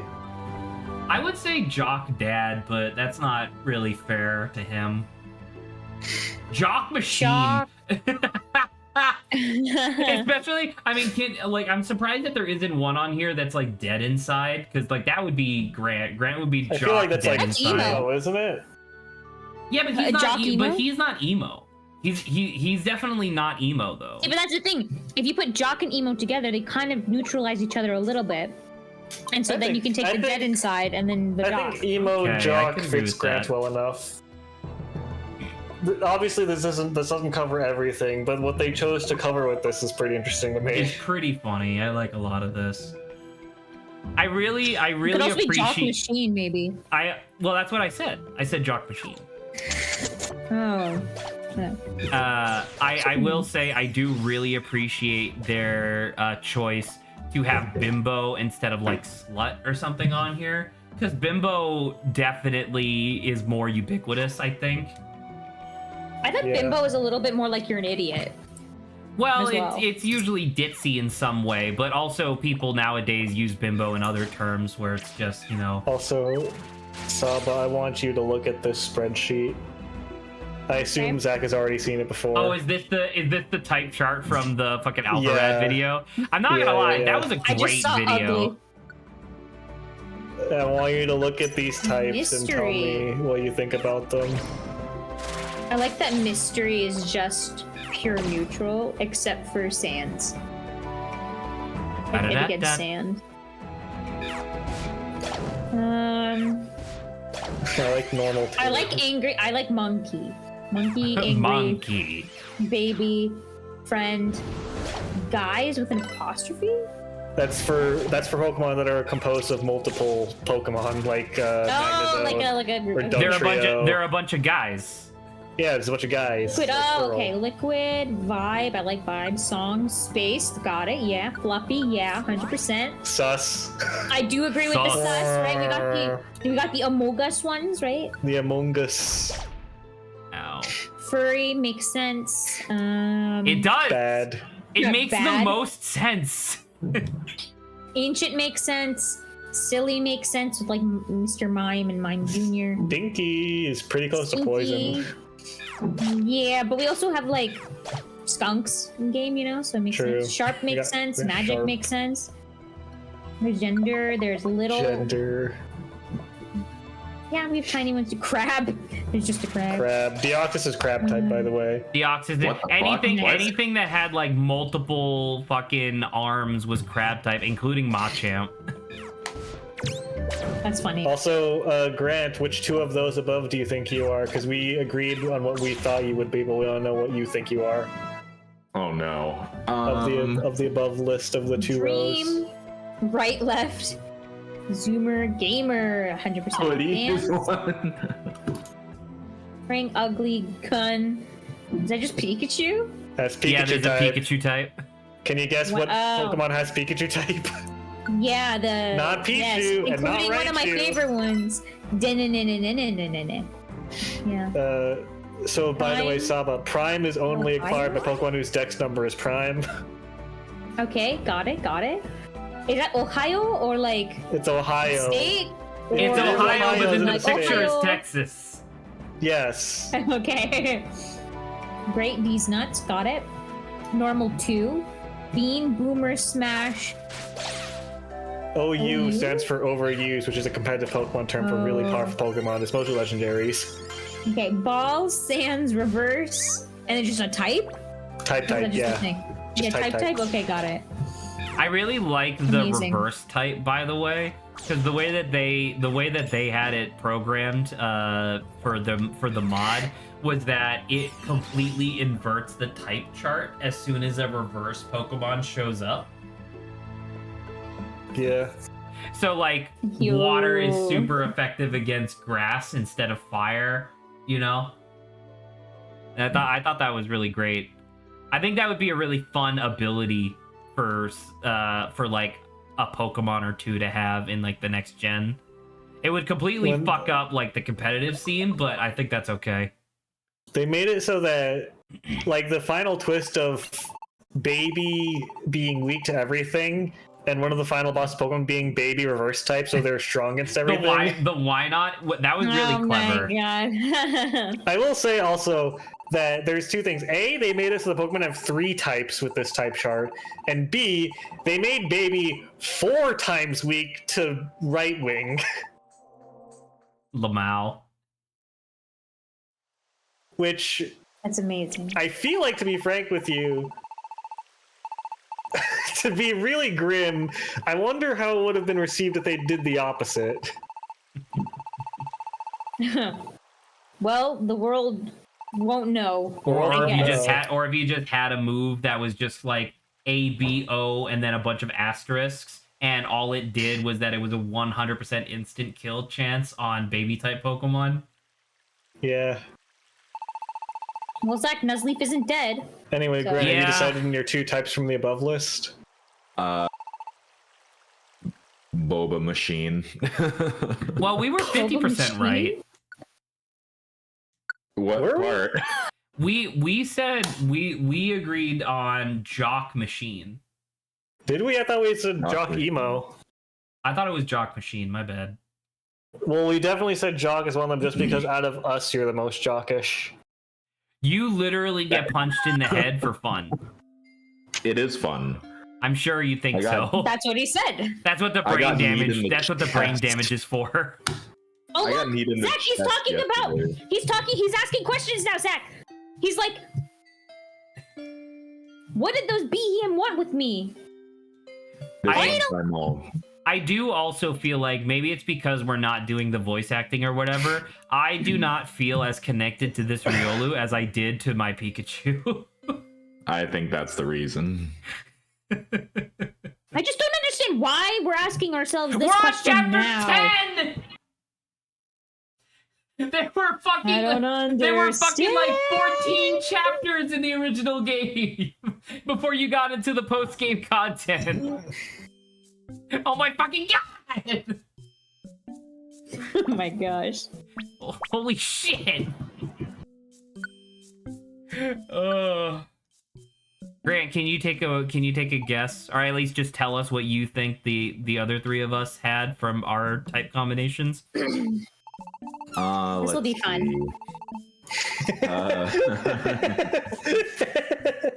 I like this. I like this image. I'm not delivering the food. I'm going to eat it. I am sorry. I would say Zach is software mom. Really? Oh, You think Yeah. I explain You were mom? half right. 100%. Explain mom to me, please. No. Okay, I said software hoodie. Now, are you reconsidering, or are you sticking to your guns here? I'm sticking to software mom. Okay. Grant, do your homework. Adrian It's funny because Dad is on here too, so. is definitely one of them is definitely hoodie. Really? Okay. What's the other? I'm trying to remember what I said for Adrian. I remember it was funny. I Oh no, I stoop remember what I so said. low. I remember what I said. I would never stoop so low as to give the title of British to Adrian. That's fucked up. We agree on that at least. Thank you. I appreciate It's that. interesting. Both made this point clear and known.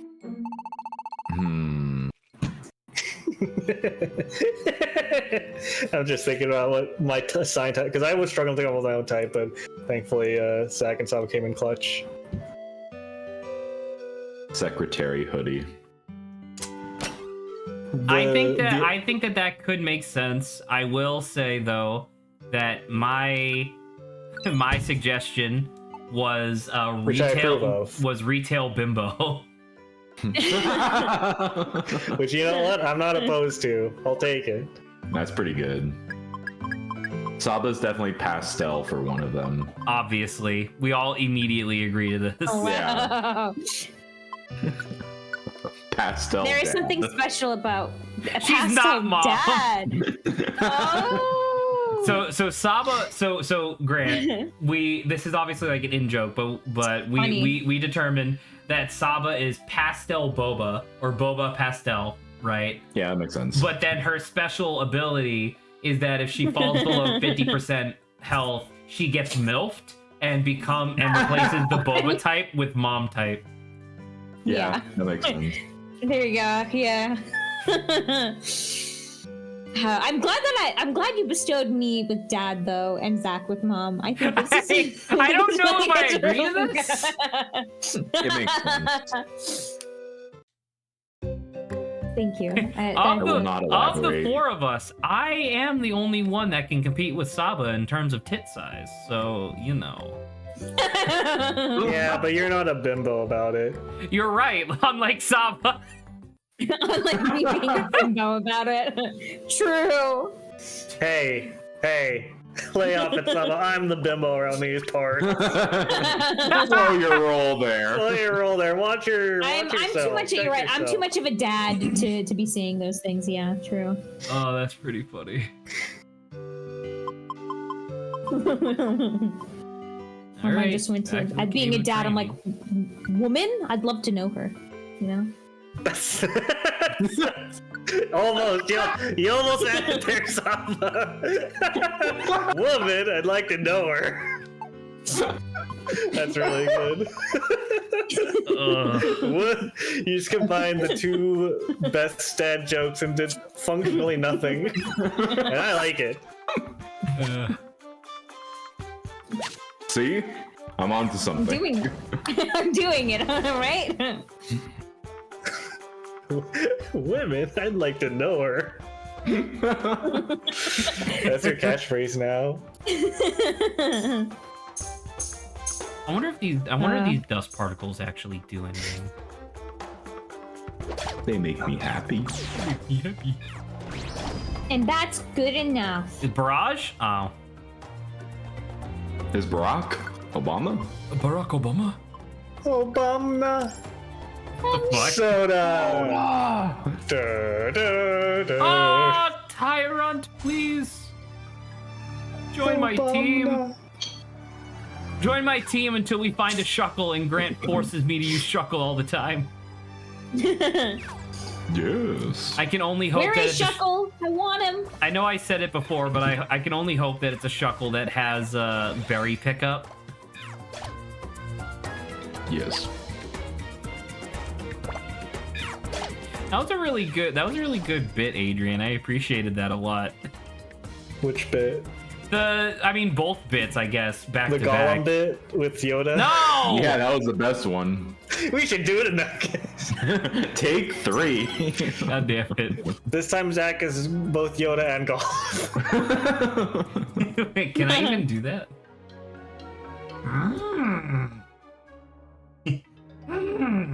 Finish me, quick you must.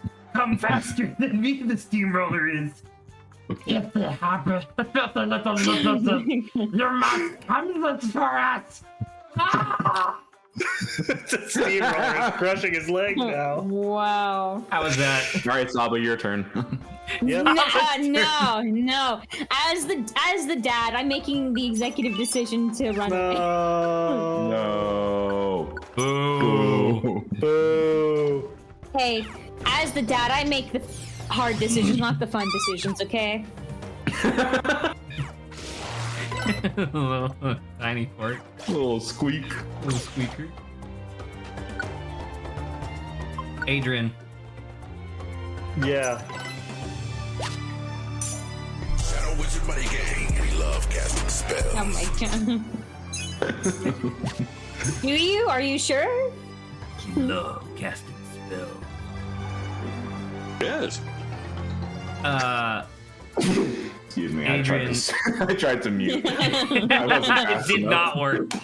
Adrian, Yes. do you think that I'll be able to succeed in completing a 1,000 piece puzzle tomorrow? Oh. No! Aw. No one has faith in me, man. As you stating that this is the first puzzle you've done. It's literally the first jigsaw puzzle I've ever done outside of a video game. I'm sorry, I have zero faith. Not because it's you, but it's 1,000 puzzle for a first timer. So, you know. Okay, Adrian bought his fucking Discord Nitro again.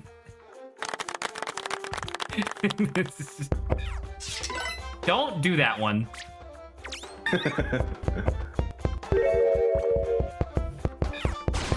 First blood. What? Who plays Dota? Nice cock. Found one! No! Classic. Coming The back. classic, extremely niche sound effect that I try to shoehorn into everything.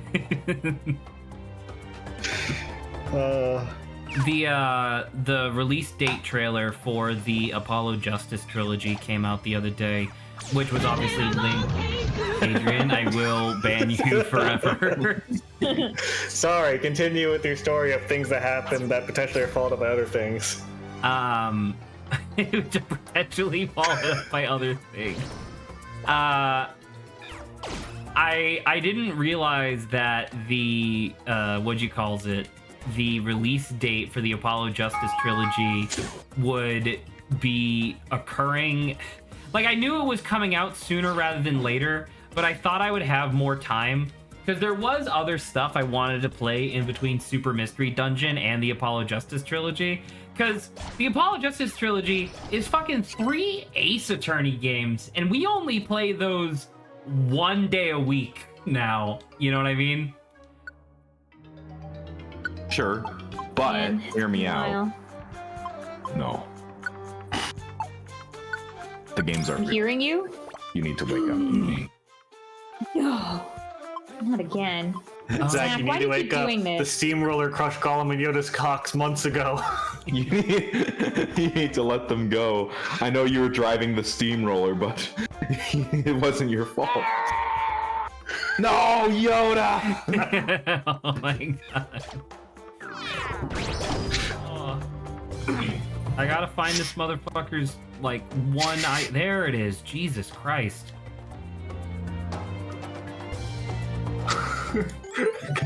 Coming faster than me, the steamroller is.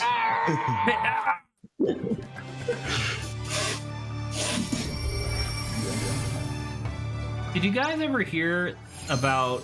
It was like all over the news a couple years ago. But did you guys ever hear about the guy who's like, his brain is all fucked up, like his wires got crossed at some point, and so he literally has a hair trigger on his on orgasms to the point where like his father died, and at the funeral he couldn't stop coming. Wow. I told the reporters to strike. Okay, with that, I need to take a phone call. Hold on. After guy- after it happened, though, then what? Thank you, Damn it. oracles. But the Very oh wait a minute, is that literally the wish cache from Rescue Team because he's introducing us to Team Alpha? Oh, That's really Lore? neat. Continuity, even? Well, because we got confirmed that the Sunflora was the same Sunflora from Explorers of Sky. That's really cool, Yeah. actually. this game is serving continuity. Serving continuity. That's pretty really good. I'm feeling a lot more confident lately.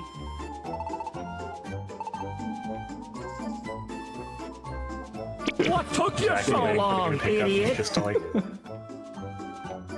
Zach, you're meanwhile. what the fuck? That's a really fucked up sound effect.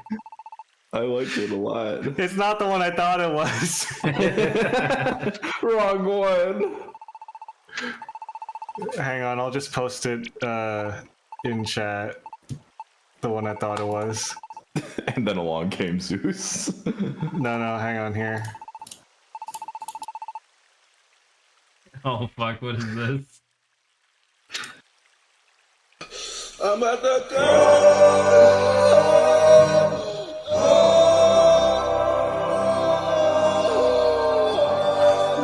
Beautiful. Pretty good. I'm on a call. And then someone made this like genuinely beautiful remix of that and Creep by Radiohead. Oh, fuck. Okay. And it's I got it. genuinely one of the better like tunes I've heard. 1 second. Oh, absolutely. This absolutely sounds like something that could be over like the opening credits of a Studio Ghibli movie. It's genuinely beautiful. And it's Creep by Radiohead plus Abadaka. That's pretty funny. In other news, did you guys hear about this was only a couple weeks ago, but this guy applied for the Guinness World Record for longest penis?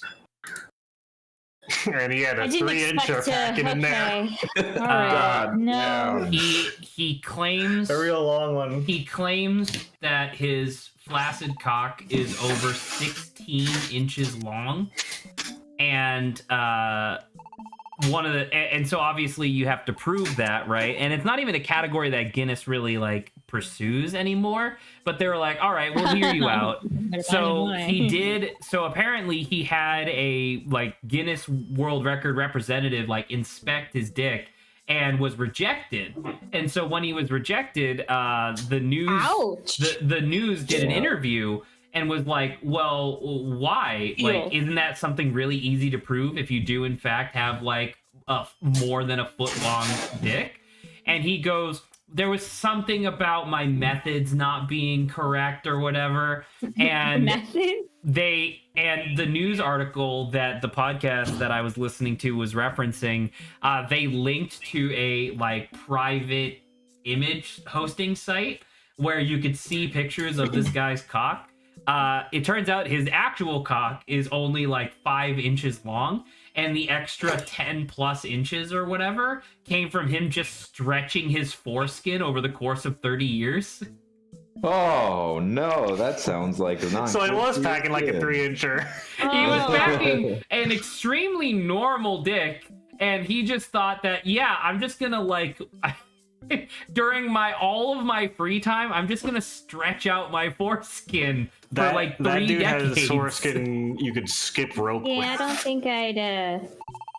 And they Good. smashed I'm his alright. cock to bits. My question is, To shreds, you say? because this is the same. Are you This is sure the you same have questions? discussion. This is the same question that they had on the podcast. Should it count? It should count for longest foreskin, probably. Yeah, that's what you had to exactly. say. By have the classification subcategory. wise. But is the foreskin not the part of the penis? Leave that to just- scientists to discuss. Why would it be Clearly called? Why would it have a unqualified. different name, Zach? If it was Given that none of us actually own one, we're not qualified. That is true. That is true. Given that me, Zach, and No. Grant are all eunuchs. good to know. Good to know. I reproduce like a snail with a spike that comes out of my spine and directly injects my genetic material into the spine of a female. And paralyzes them for life. Okay. Only until pregnancy is completed. And then they die. No, the kid eats them. They don't die. It's different. Zach, when you eat someone, they die. What? Oh my god! I have to waiting send for so many years. apology letters. We've been hurting cows. We hurt people. We've been hurting people. I'm Me just to like, my Zach, when you eat me to someone... my fellow snail men. Well, I'm like, Zach, when you eat someone, they die. And Zach's like, I have so many babies to apologize to. Oh boy, I've been born as a baby into this French hospital. Sure hope no one around here. Wait, why is that guy? Oh god. Terrari, no! Oh, I love Terrari. I named one of my generic monsters after him. It's a little demon guy that's just mostly a mouth.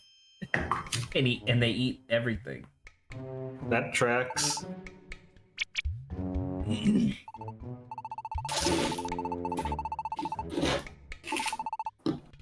Hey, quick question. Is everyone's earwax hard or soft? What? Yeah. What? Y'all got hard earwax or soft earwax? The answer to that question is true. Yes. What is hard earwax, I guess? It's dry, it's flaky. Okay, so if hard earwax means dry, then I have soft earwax. Grant, Saba. Yeah. I'll go Yeah, with hard Zach's earwax or answer. soft. Naturally. Naturally. Because, fun fact, East Asian people genetically are more predisposed to have dry, flaky, hard earwax than soft earwax. Really? Oh my god. It's Interesting. like the This is sweating Roxy. thing. It is. It's the exact same gene that determines whether you sweat profusely from the armpits and produce much body odor. Interesting. Look at Roxy, Shelmet. Roxy, are you okay? She's trying to eat Gumi. No. Now, Grant, I believe you have an earwax question to answer. I have a what? An earwax question to answer. Yes. No, it's I mean mostly soft. Ah, I see. Your earwaxes are all weak and will not survive the winter. Alas. Your earwax. That's why I also smell when I sweat. This is also true. You also smell when you eat tuna. You also smell Yeah. when you inhale through your Garlic, nose. which is unfortunate. You also garlic's smell nice. different when you're awake. You What the smell fuck? different when you're awake.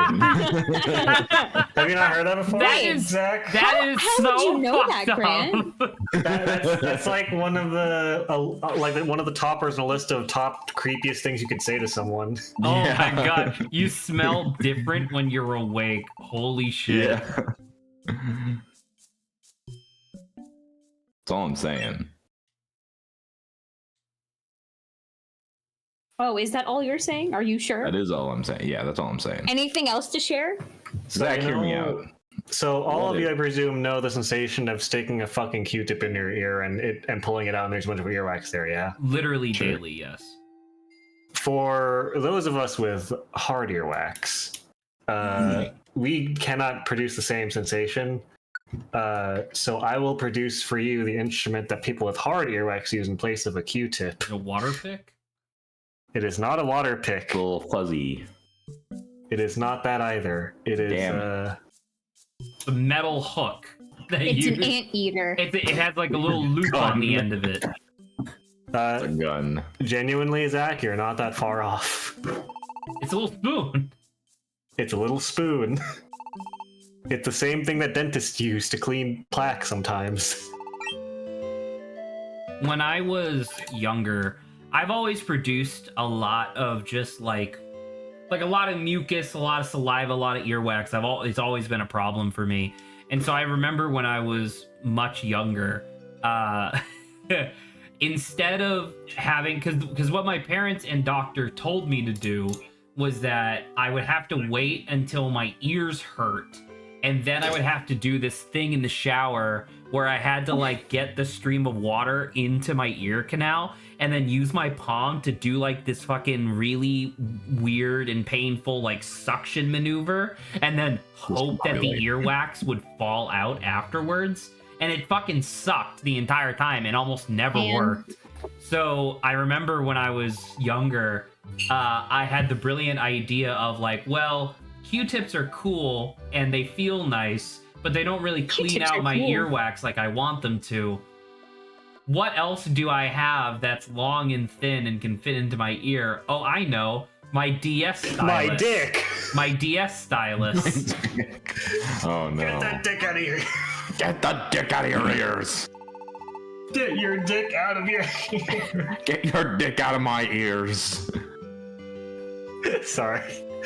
So you use your phone. Hang on, you have big ears if your stylus can fit in there. Yeah. Yeah, Alright, you took it, yeah. You got those big ears, I can never use them to fucking listen! What?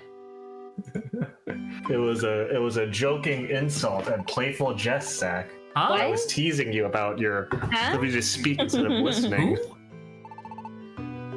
Who the fuck is talking? Point Just a proven. little jokeful reach around, you know? A little jokeful reach around. Yeah, A comedic yeah. reach around, you A know? little comedic reach around. A little competitive reach around. I'm just yanking your dick, bro. Bro, I'm just Finally. yanking your scrot. Grant, Just you joking. can't be yanking my dick. Yeah? Please. Why is that? What do you mean? Why not? I'm happy to know, Zach, that you paid $6 for Chillquarium. It's nice to know. why are you looking at Steam instead of the video game that we're playing? I know, I'm looking at both. Plays any other game that She's is playing. fun. Oh, come on, man. This game's pretty good. I like it. At least game's pretty having good. conversations about stretched foreskin and earwax. Oh, because that's what I Our want. most Yeah. popular subjects to speak of with the gentiles of society. Oh, he has another fucking joy looplet. I don't know if I actually want that. We don't of have my- Shekel yet anyway, so Yeah, makes I'm about to say sense. both of my main characters already have joy looplets, so I think I'm okay. Carbos increases your speed. That sounds fun. What does it do? It increases your speed. What does that do in Mystery Okay. Dungeon? That's a good question, actually. I actually don't know. I wonder if increasing your speed increases your crit chance? Because you're right. Normally when you use like agility or whatever, it means that you get to do more actions per turn. I highly doubt that when I eat this Carbos that it's going to do that for me, though. Oh! I almost just trashed it. Wow, Zach. Oh, because I can't use it? What? Are you shitting me? I can learn Earthquake?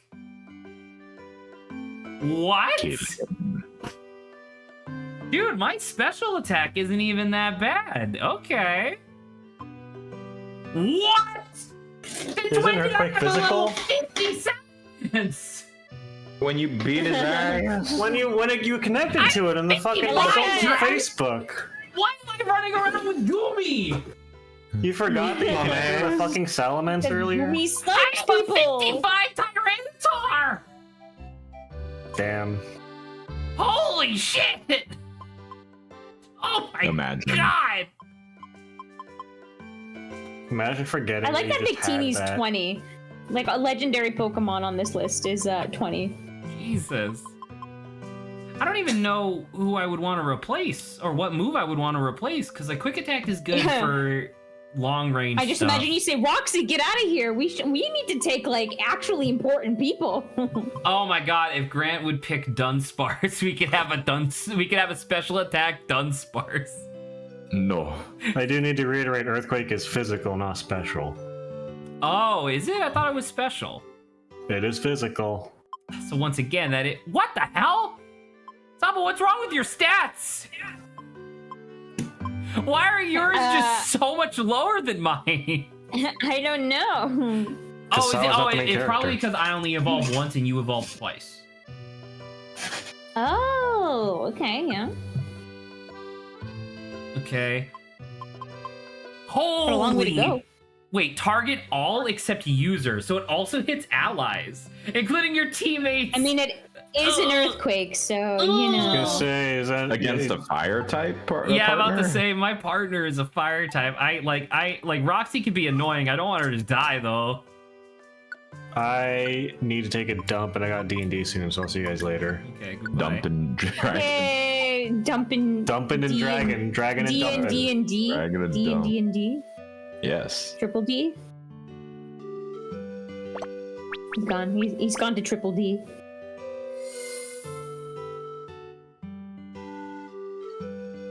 Well, we're here now. Prove it. Yeah, look, it's that Salamence. Yeah, see, I'm already in your mind, Wishcash, Brian. I don't need to prove anything. Charizard. I don't know who's. Wait, Yeah. no, it wasn't Seviper. It was an Ekans, right? In Rescue Team, I think. Huh? Yes. What? That Wobbuffet needs something from you. Yeah, I already accepted his thing. It's blue. What does he need? It's just. I don't 3 fucking know, dots. man. I don't give a shit. Nothing in this game goddamn matters. I've been told it picks up. What happened? Well, I think well, okay. So what had just happened? to be perfectly clear, what had just happened Something happened? was that we went to Mount Revelation hoping to find the answer to why we became a Pokemon, because that's like what the mountain does. It gives you revelations, right?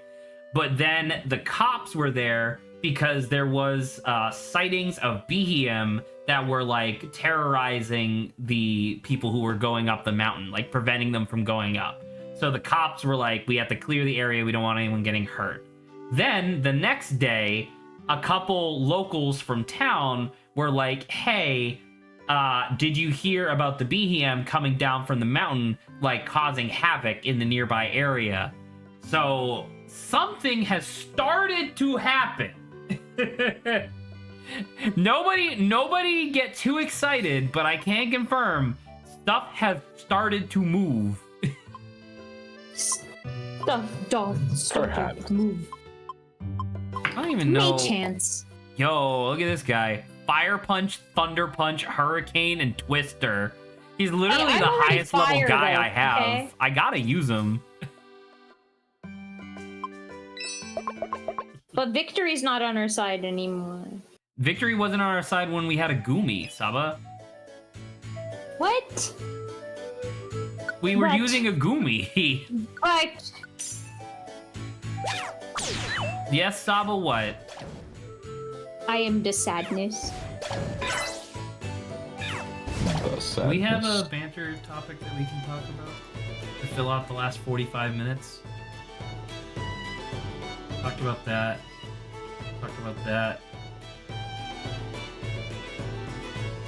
Talked about that. Nope. We're all out. It's over. Oh. All right. Well, guys, Good night, that's good night it. everybody. No stream. Pack it up. We're done. Saba, when are we starting tomorrow? Later. We're starting at 4. So 1, yeah.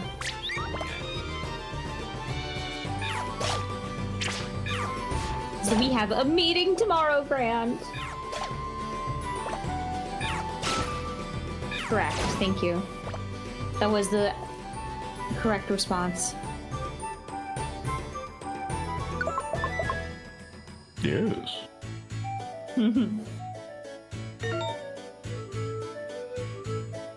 After 20 years, it's finally time.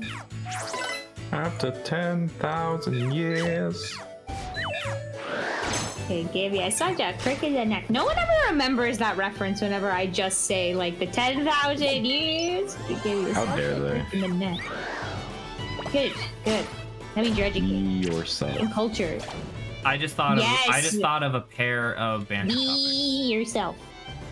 I just Thought thought a of pair of a pair of banter topics that tie Is into it smoothies? the no. Oh, pear? So Hair smoothie? oops, sorry. I accidentally talked to Roxy. There we go. So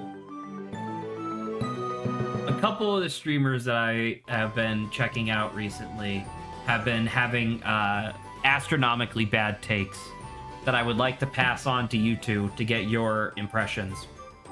Grant, you could obviously already guess who one of these streamers is because it's literally Yeah. his thing is to have bad takes. But the other one is Northern Lion, who obviously has said controversial stuff in the past because, you know, whatever. But he said one that I thought was really interesting. I wholeheartedly disagree, and I want to know if you guys concur with him or not. Northern Lion just recently had a kid, and his kid is now 2 years old. And as such, his kid is really starting to get into Disney movies, right? As Hell is yeah. your want. After having watched literally every Disney movie on Disney Plus at least a dozen times, he said with full confidence that modern 3D animated Disney movies, by and large, are just as good as golden era 2D animated Disney movies. And the only reason why people have them on such a high pedestal is because of nostalgia.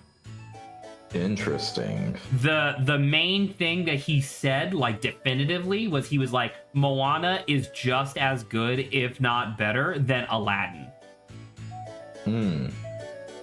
How do you guys feel about See, this like, sentiment? at the beginning of that sentiment, I was like, you know, really good. And like, it's like, you know, it's part of like the princess like cast and stuff like that. I think when it started to hit like Elsa and like Anna and like that stuff kind of getting me, I was like, I started getting a little iffy because I like Frozen too a lot. Not the second one, Frozen. I as like well. Frozen as well. Yes. But they feel different, right? And it's like, you know, they could still be on like similar tiers, but the older stuff definitely felt different to me than modern. I would say, like you said, Tangled got probably the closest to like Tangled's on like the bridge. But like Northern Lion's whole argument, and he had this argument with a chat of 8,000 people, so you can imagine how fruitful it was. But his argument was that that like quote unquote difference, because people in chat were saying the same thing of like, well, yeah, a lot of the modern 3D animated ones are good, but they're just missing that special something. And he goes, yeah, that special something is nostalgia because you were a child. He's saying, because he watched Disney movies when he was a kid, but Northern Lion has always been a cynical asshole, like even as like a child. So like even when he was a kid, he didn't enjoy Disney movies because they were illogical. Literally his own words, by the way, was like, I didn't enjoy them because they were illogical to me, so I just went back to playing chess instead. Now that he's being forced to go back. Wait a minute. If this is the type of person, like, okay, how big of what is it? Creative bone do you think he has in his body, Zach? When you say creative, can you define it a little bit? Because he's like he's a smart guy, but that's not like necessarily the starry-eyed dreamer imagination. He literally was born without a single like ounce of wonder in his soul. Okay, then I feel like because of that, his validity drops in my mind. He didn't really have much validity to begin with, but I'm saying because of like your caring and stuff like that. Is that same guy who has never had an ounce of wonder in his soul is now watching both the New Age and the Golden Era Disney movies, of his kid, and right? He's saying like, yeah, they're just as good as each other. And you're right. Yes, well, he does have a new kid, and although his kid is 2 years old, he is being like, yeah, my kid loves both types of movies just as much as each other. So he's going based off of what his kid is like. Well, also him, like, because he has to watch it. Because I was gonna say, sure, but like, you know, even if like a robot like reads a novel, right? One of the ones that he said was he was like, I would absolutely 100% watch Encanto for the 20th time than to watch the original Lion King even one more time. I was just about to bring up Lion King. He doesn't. Okay, I just don't think he gets it. I don't think he understands, like, in terms of literature and like, sure, I will say there are some things that are like, this was a phenomenal thing that I never want to read ever again, you know? Or like I never want to watch something ever again. But that doesn't make like the alternative that we're fine watching like 20 times over again better than the thing you'd only want to watch once. How do you feel? And I feel like that's what I'm getting. Exactly. Yeah, you're right. Grant. Start talking, Grant. I can't be the only one talking about this. Grant, the pressure's on Grant. I'll be honest. I haven't seen a whole lot of modern Disney. What have you? Did you see Moana? No. Did you see Tangled? No. Frozen? Yeah. Encanto? No. Okay. Is there more, Zach? I'm like losing my... Which one? Frozen 2? I don't know. I mean, that's a sequel, no. Yeah. Okay, yeah. I don't have a great base of what modern Disney films are, 3D. But I still think that, like, I mean... It's pretty much everything from Tangled onwards, minus Princess and the Frog. Princess and the Frog was good. It was? So I'm not super sure. I don't have a lot of a base. I'm not based. Because, I mean, Frozen was alright. It was movie. It was movie. It was movie. It was movie. So, like, in regards to other ones, I mean, I only know of what I've heard. Okay. So I'm not super sure. I don't know. Well, like another one that another one, and I know that this one will touch Grant a little bit more specifically, but like people in chat were being like, do you really like? He was like essentially, Northern Lion was saying that he thinks Encanto is possibly the best Disney movie ever made, right? Or at least is close, like best non-Pixar animated Disney movie, right? And so I people would were like, disagree, but sure. and so people were like, better than blank, better than blank, better than blank. He's already said he thinks it's the best. Of course, he would say yes to all of those. Well, right, but it's it's whatever. It's chat, right? So you gotta you're responding to chat and stuff. Like he still agrees that like most of the Toy Stories are better than Encanto. Like freaking The Incredibles is like The Incredibles 1 is better than Encanto and stuff. But it was stuff that like I don't know. It made me feel like I was going crazy because he was talking about how like he thought that like once again Aladdin was just as good as like Snow White as an example. And I was like fucking really? Those movies are so different, and not that Snow White is bad, but like fucking Aladdin blows Snow White out of the water. Snow White and the Seven Dwarfs. It's just it's like they serve different like purposes. They're like almost essentially different because it's like old. Like I keep bringing like old Disney was like really just like basic fairy tale stuff, and like they started to develop it more and more as they went from being like less fairy tale to more complex stories. So it's like it's changed. It's like it's hard to even like compare. By the way, just in case anybody's not following the game, Grant, we are now leaving the village. We're running away. We are. Do you have a camera? Is my camera on? Can you see me? Why? How do you know I'm not paying attention? I'm on Tumblr. Because you never fucking pay attention during streams, Grant. I pay attention during streams. No, you don't. You pay attention when I call you out for not paying attention. No. Okay. I paid attention when we learned we had a Dragonite and a Tyranitar and a Salamence. Well, there you go. Oh, Deerling! Oh, the kids are seeing us off. All right, that's fun. Is this encouraging kids to run away? I don't know. I don't know if this is necessarily encouraging anything. I think it's just a story beat that's happening, right? Yeah. Gumi. Aw, it is kind of touching though, because I do feel more of a connection with these kids than. But then at the same time, like I don't know, man. In Explorers of Sky, I felt a deep connection to literally everybody in there. But was that nostalgia? Probably. You know. Anywho, so that was the first of two absolutely batshit crazy takes, at least in my opinion, batshit crazy. And to be fair, people are allowed to have their own opinion, so he's allowed to like, you know, say that I think that these are better. True. Like you're allowed to be wrong, but the other person, and this is the one that won't surprise Grant, was from Pat, former Super Best Friends fame. Wow, who would have guessed?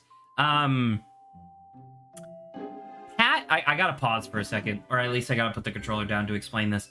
I've talked about this motherfucker so much, but this past week, I missed the podcast because I was busy. So yesterday, while I was waiting like 2.5 hours for my flight, which got delayed, I was listening to the Castle Super Beast podcast, and I think I'm actually done. Like, I think, like, after, like, fucking years and years and years and years of following these guys, like, since my childhood following these guys, I think I'm actually done. Because, like, I don't use Twitter anymore. I don't really watch either of their live streams. I just watch, like, the highlight VODs that come out afterwards, where it's, like, edited down to be actually entertaining. And on the podcast, Pat has this thing. I have a tendency to interrupt people, right? Not necessarily because I don't want to hear what you're saying or that I'm trying to be rude, but because for the most part, when I'm interrupting somebody, it's because I developed a habit when I was younger of recognizing that if I don't get what it's in my head out right now, I will just forget about it and it will be gone forever. So that's a habit that has persisted into my adulthood, right? Pat interrupts people specifically to shut them down when they're disagreeing with him constantly. So the big topic that he had brought up during this past podcast, Grant, you're familiar with Bomb Rush Cyberpunk at all? Like, oh, I know it exists. You know how it's like a spiritual successor to fucking what you calls Jet Set it? Radio. Jet Set Radio. Yeah, Jet Set Radio and Jet Set Radio Future. Cat, quote unquote, gave it a chance on stream last week. I didn't watch it, but allegedly he gave it a chance. When I say that he gave it a chance, I would like both of you to tell me, how long do you think it took for him to decide this game is garbage? Literally what he said. How long do you think it took for him to make that decision? A stream. One stream. So how long would you say that is? Like an hour or two? I'd say give him like 5 minutes. Yeah, 5 like 2 minutes? hours. Okay. 5 minutes. I think that Grant's answer is a little bit more reasonable, but Saba's is a little bit more specific to this guy who I've been describing, right? No, he pressed the jump button once, saw that the jump was a little floatier than he liked, uninstalled the game, refunded it, and then argued with chat for an hour and a half about how the game was garbage. That sounds like him. Wow. Right? He literally pressed the jump button once and he decided that the game was garbage. So on the podcast, he comes forward with the exact same thing of like, I couldn't handle it. I have a very specific way of how I like to play controls and stuff like that. If it's a 3D platformer, that's like a little bit Tony Hawk, because the game is. I want it to be X, Y, and Z. To be fair, all relatively reasonable points, right? Like, you're allowed to have preferences with controls. However, over the course of the next hour and 20 minutes of the podcast, he then repeats the idea over and over of like, no, this game is actually garbage. And every time Wooly or chat tried to like get a word in edgewise, he would call out chat for being dumbasses, like his own words, or he would interrupt Wooly, who is too polite to like, not let him do that. And he would use like ad hominem attacks to like shut Wooly's point down. And it was crazy to me. So like, for example, one of the things that he was talking about utterly hating in Bomb Rush Cyberpunk was, once again, the jump, because he's like, I don't like that kind of movement. And so Wooly's response was like, well, that floaty jump needs to exist because you have to do a lot of very precise like rail grinding and platforming in the game, which a floaty jump helps you with. To which Pat's response was, cool, design the levels better. Right? Like, totally disingenuous and totally missing the point. Fast forward 20-something minutes, they're now talking about Darkest Dungeon 2.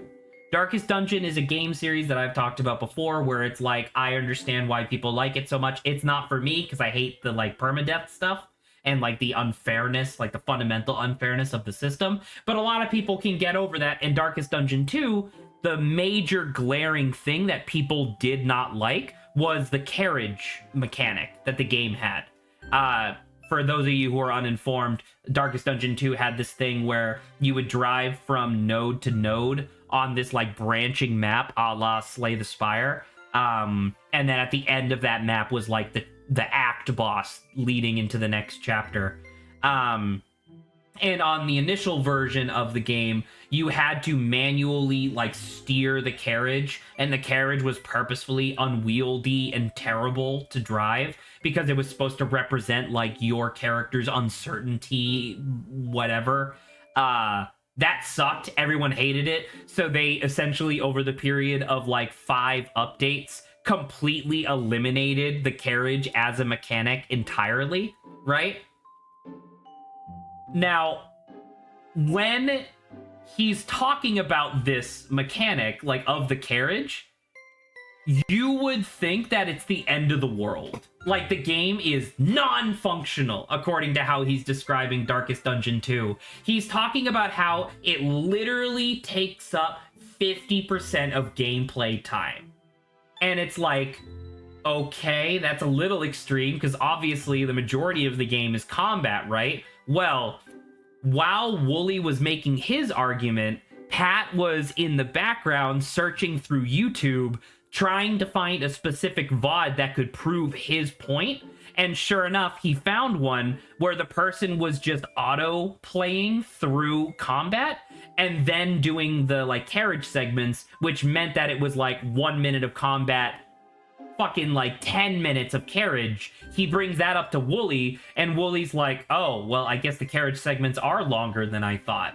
You know what I mean? And like, he was like dissecting Wooly's like enjoyment of the game, and Wooly never changed his mind, but you could see you could see people based on the comments that they were making in chat like changing their opinions, being like, you know what, Pat, I think you're right, I think this game actually is garbage. And it's like, what are you talking, he's poisoning your mind, you know?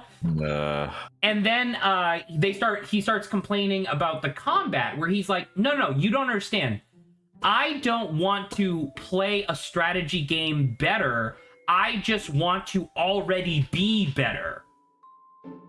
I don't want to have to think about what I'm doing in a strategy game.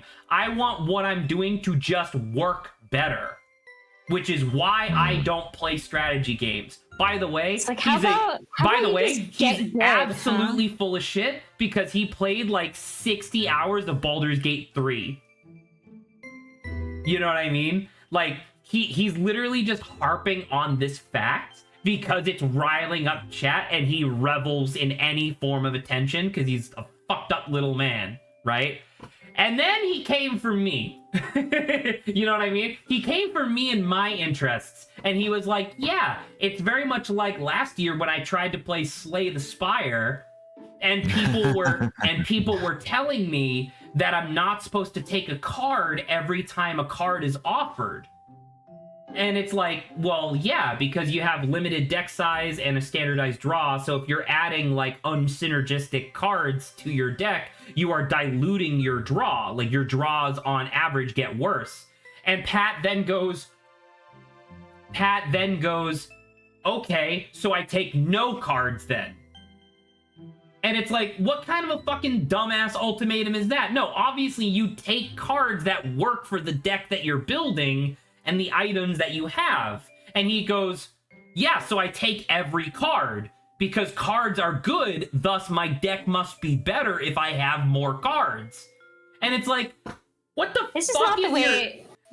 fuck is your problem? Like, he's obviously doing this on purpose, but the problem is that he was doing this for a fucking hour and 20 minutes of a 2-hour podcast.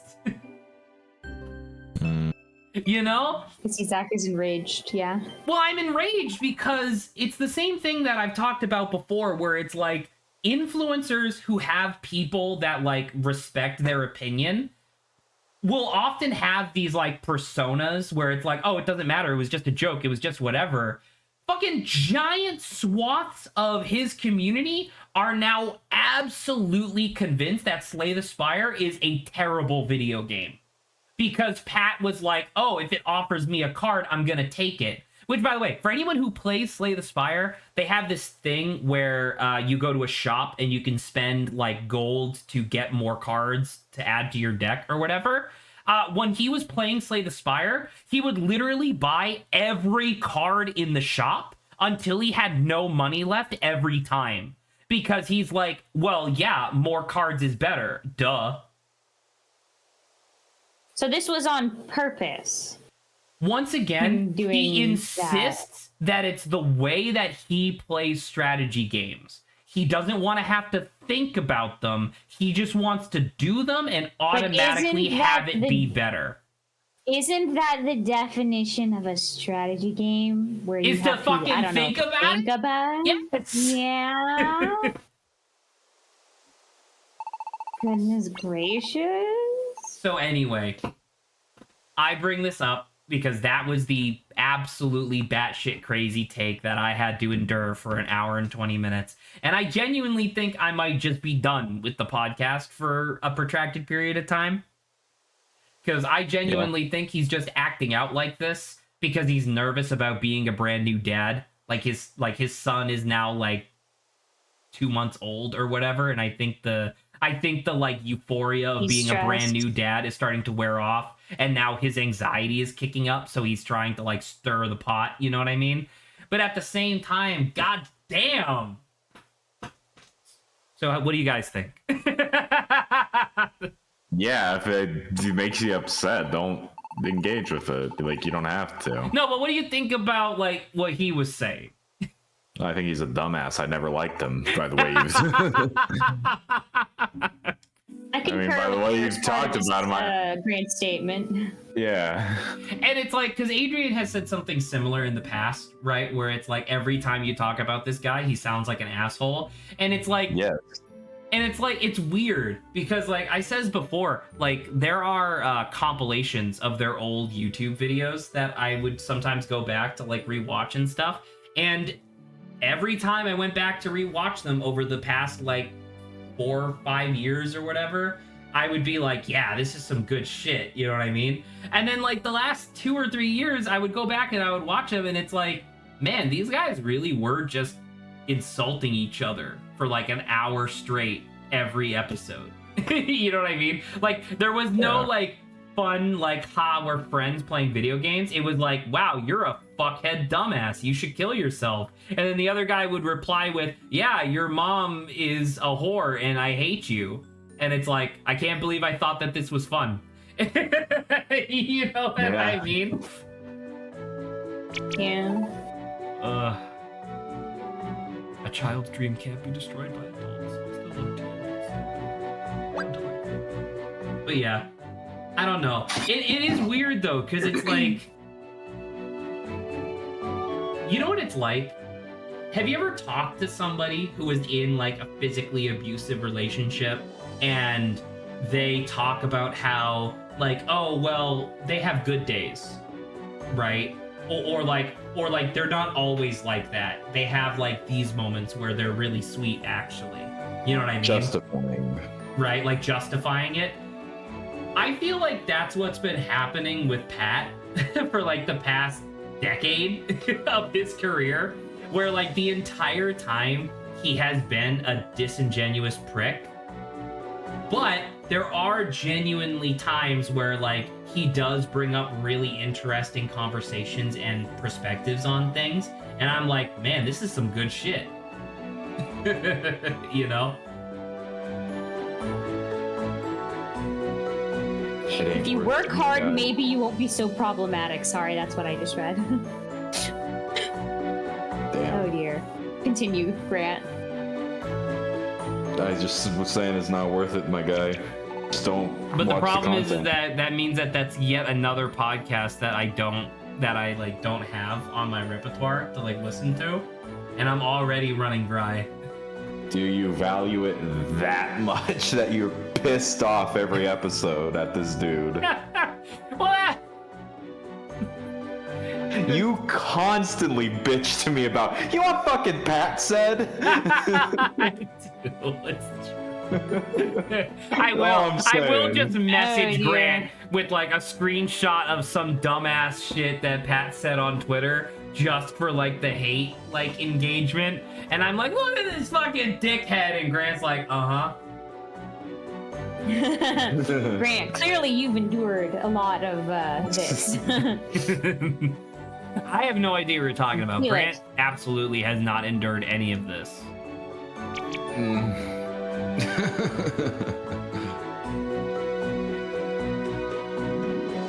I'm not gonna lie, this is kind of a touching scene. It just kind of sucks that we're just kind of like looking at a note. Like, it almost feels like this would be the scene where literally the entire village is seeing us off, right? But they couldn't get all the character models to load, or rather they couldn't get them all on screen without the game chugging.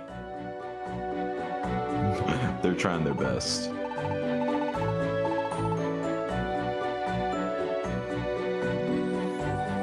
well, there we go.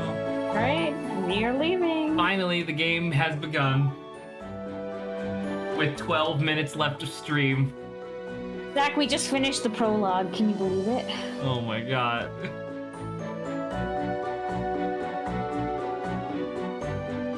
Lively Town. That's where we made it. Just over the horizon. Didn't you see it, Zach? The idea that the game doesn't pick up until literally halfway through is insane to me.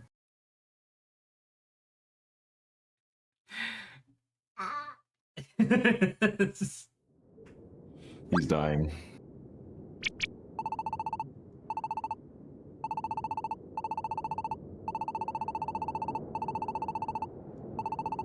You should almost be there. Can't you just see it? Right there. Listen, we need to stop being cynical. All right, we need to allow ourselves to enjoy things. No. Okay. More cynical. That looks good.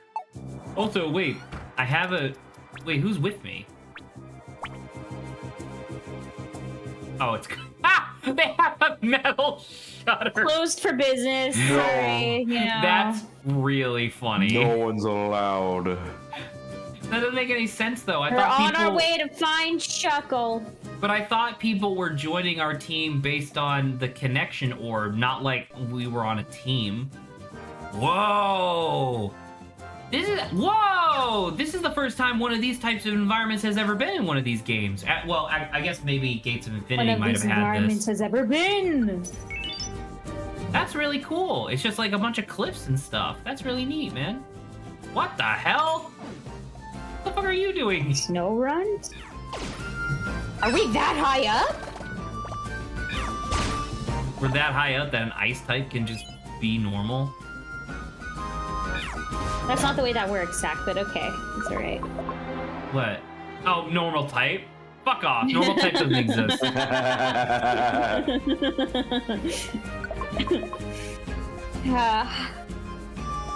It is called the Sheer Mountain Range. I wonder if as we approach the peak, if it will turn into like ice. So what was the revelation we made at the top of the mountain? We again? didn't get there, Saba. I said that. As we approached the top, it was blocked off. It was like barricaded by police officers saying that BGM were attacking travelers. So they were like closing off the area. At the top of the mountain? Well, as you got they close kept to the the- top, yes. They kept That was our the revelation revelation. from us. We gotta take them out. That was the revelation. We can't go to the top. No! Well, but that's like what we're doing now is like we're going on our own so that way we can figure out what's going on instead of having to rely on other people. If you say so. Did you write this game, Zach? I hate doing this, but I do genuinely think I could have written a better version of the game. Because that's extremely pompous and really insulting to the writers. But at the same time, like, this is really slow, man. Just put Darkrai in there and you've got Saba's vote. That's true. That is all you need for Saba's vote. Zuko! Did I ever, You had a bad day. since I don't know if we're ever gonna actually get there at this point, did I ever tell you guys that Zuko was gonna show up in my mystery dungeon campaign? Yes. Oh, I didn't hear that. Yeah. The overall idea was that there was gonna be this like big overarching like scheme that was gonna be taking place over the course of like 3 campaigns essentially. And the idea was that in each of these like separate campaigns, different like dark type legendaries or like quote unquote evil type legendaries were going to be like manipulating stuff in the background and whatnot. And the idea was that due to his like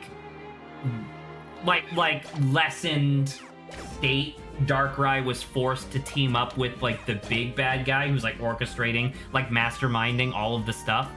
But his whole thing was that he was really fucking depressed about it.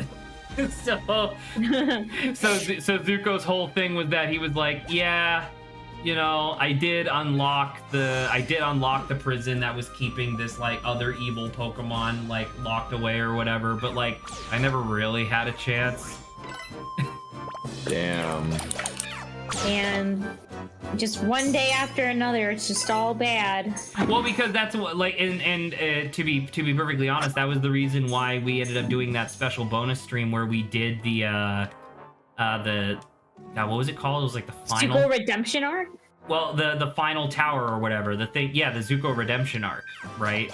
That was actually the reason why we did that, because I wanted to have it so that way Zuko had achieved redemption and then fell from grace again. Oh my god. I thought that would be much more interesting. He's I like just having a bad day. I like the idea of Yeah. Zuko like achieving forgiveness from Arceus. and then being like, well, shit. What do I do now? Okay, then being forced onto the dark side again. Please stop hurting me. Thank you. Stop doing this. No, run. I'm just gonna walk up to this door and punch him. That's me next time I see Grant. It worked. No. Force palm. And Grant's like, idiot, I've been microdosing on head trauma for a year now. Yes. I'm immune. Finally. My jaw hurts. I don't want to hear it, Grant. Oh my god. Have you iced it? I'm sure you've already done that, right? No. No. Okay. Took an Advil. Good to know. I took an Advil. Wow. Oh my I just god. got fucking clocked in the face yesterday. Oh my god. And then I took a knee to the chest, and my chest really hurts today. I couldn't do that. That's no way.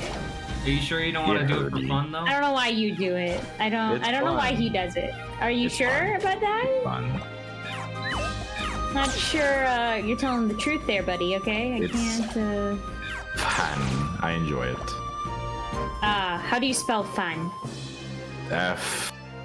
Q N E. Like the brain dabblage. Yeah, I think we're speaking about different things here. I think we have a different definition of fun, you and I. It's fun. I enjoy it. Roxy. It's something I can get better at. Which is And you can which also get is better amicable. at chess if you wanted to, and no one needs to punch you in the head to do that. That's why I would do chess boxing. Yeah, there you I go. see. It's the punching in the head that he likes, Saba. That's the thing. Why don't you do wrestling instead? Like takedown. Nah. Nah, you I mean, like we the do getting punched. technically. We do takedowns. It's that we do BJJ. You do what? Does anyone do You you heard me. happen to I don't know.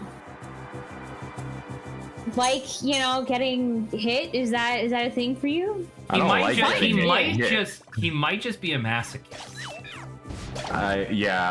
They punch me in the face and I nut right there, and then they don't want to continue, and then I just win. That's why And then, he works that is at a his current tactic. job as well. Yeah. He just likes getting punished for things that aren't his fault. I don't like getting hit, but I like doing it. During my trip last week, I did get a chance to kind of chit chat with my cousin who also lives in Boise, and obviously Grant came up as a subject because it's like, oh yeah, I have a friend who lives in who's lived in Boise for a while, and she goes 1 year. "Oh," and she goes, oh, why? Why? And I was like, well, you Who know, would he's do doing that like to he's doing like a themselves? QI job, and she goes, oh, at Lionbridge. And I go, yeah. And she's like, yeah, I figured they hire a lot of the students from my college right as they graduate because they know that It's the kids true. don't have any like better alternatives. It's true. Like, it's like, okay, yeah, that's fair, I guess. But the the conversation continued from there, and eventually it was like, well, what like, what does Grant do for fun? And I joked that, like, once again, like, oh, he gets punched in the skull for fun, and she goes, oh, okay, well, what did he used to do? because I had like offhandedly mentioned before that you used to do something else prior. Yeah. And before I even had a chance to answer her own question, she goes, bouldering? Question mark. and I was like, yeah, actually, how did you know? And she's like, it's the only fucking thing to do around here. This week I actually celebrated my 1 year. Congratulations, Grant. We're all proud of Thank you you. for sticking to it this long. You could say it with less, less little sass in your voice there, Zach. It's not sass. It's more just that you have taken more punishment than any person I know, and I do find it admirable. I find it admirable in the same way as, like, if someone were to fall out of a plane and survive, I would be like, I'm impressed. That's really impressive, and I'm very proud of you for surviving that. I feel quite similar. I see. Interesting. How does that make you feel, Grant? Yeah. I don't want to devalue you or your career or any of your efforts or anything like that, but it has been a journey that I am not experiencing, only hearing secondhand. It's been something. Has it been something good? Was it So worth it? where's this mountain? We're going up the mountain. So this is Well, this is the end of stream, you know. And the thing that I'm a little confused about at the moment is that I don't quite know. And yes, Saba, I do know that we're at the end of stream, but I do want to get to the. I literally just want to get to the stairs before finishing up. Button. I don't think we're going back up the mountain anymore. I'm pretty sure. Like, last I checked, we're literally just going away from town to find out why I became a Pokemon. We're going to Lively Town. That's what we're trying to get. Wait, did it say that? I thought it said we were leaving a lively town. No, he said we should see Lively Town, like, soon or whatever. Okay, so I wonder if that's just, like, a bigger town. Oh, That's a our first treasure treasure chest. box! Hey, that's fun. Pretty! Oh, I didn't even realize I had some of these things. When the fuck did I pick these up? What? I'll eat that, thank you. And then I will eat this. Hey. Am I insane? Where on this fucking map have I missed? Is it really the far right bottom down. right?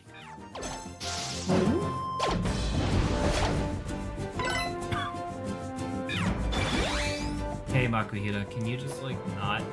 Or, okay, he's just leaving, I guess.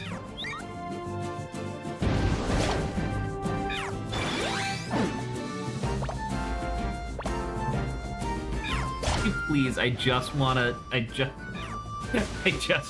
finish. Never. No, just let me go. Oh my god!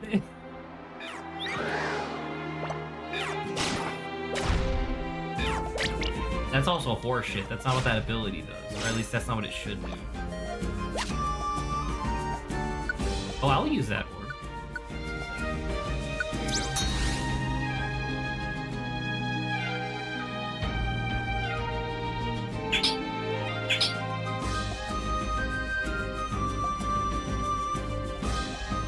There it is. There it Jesus is. Christ.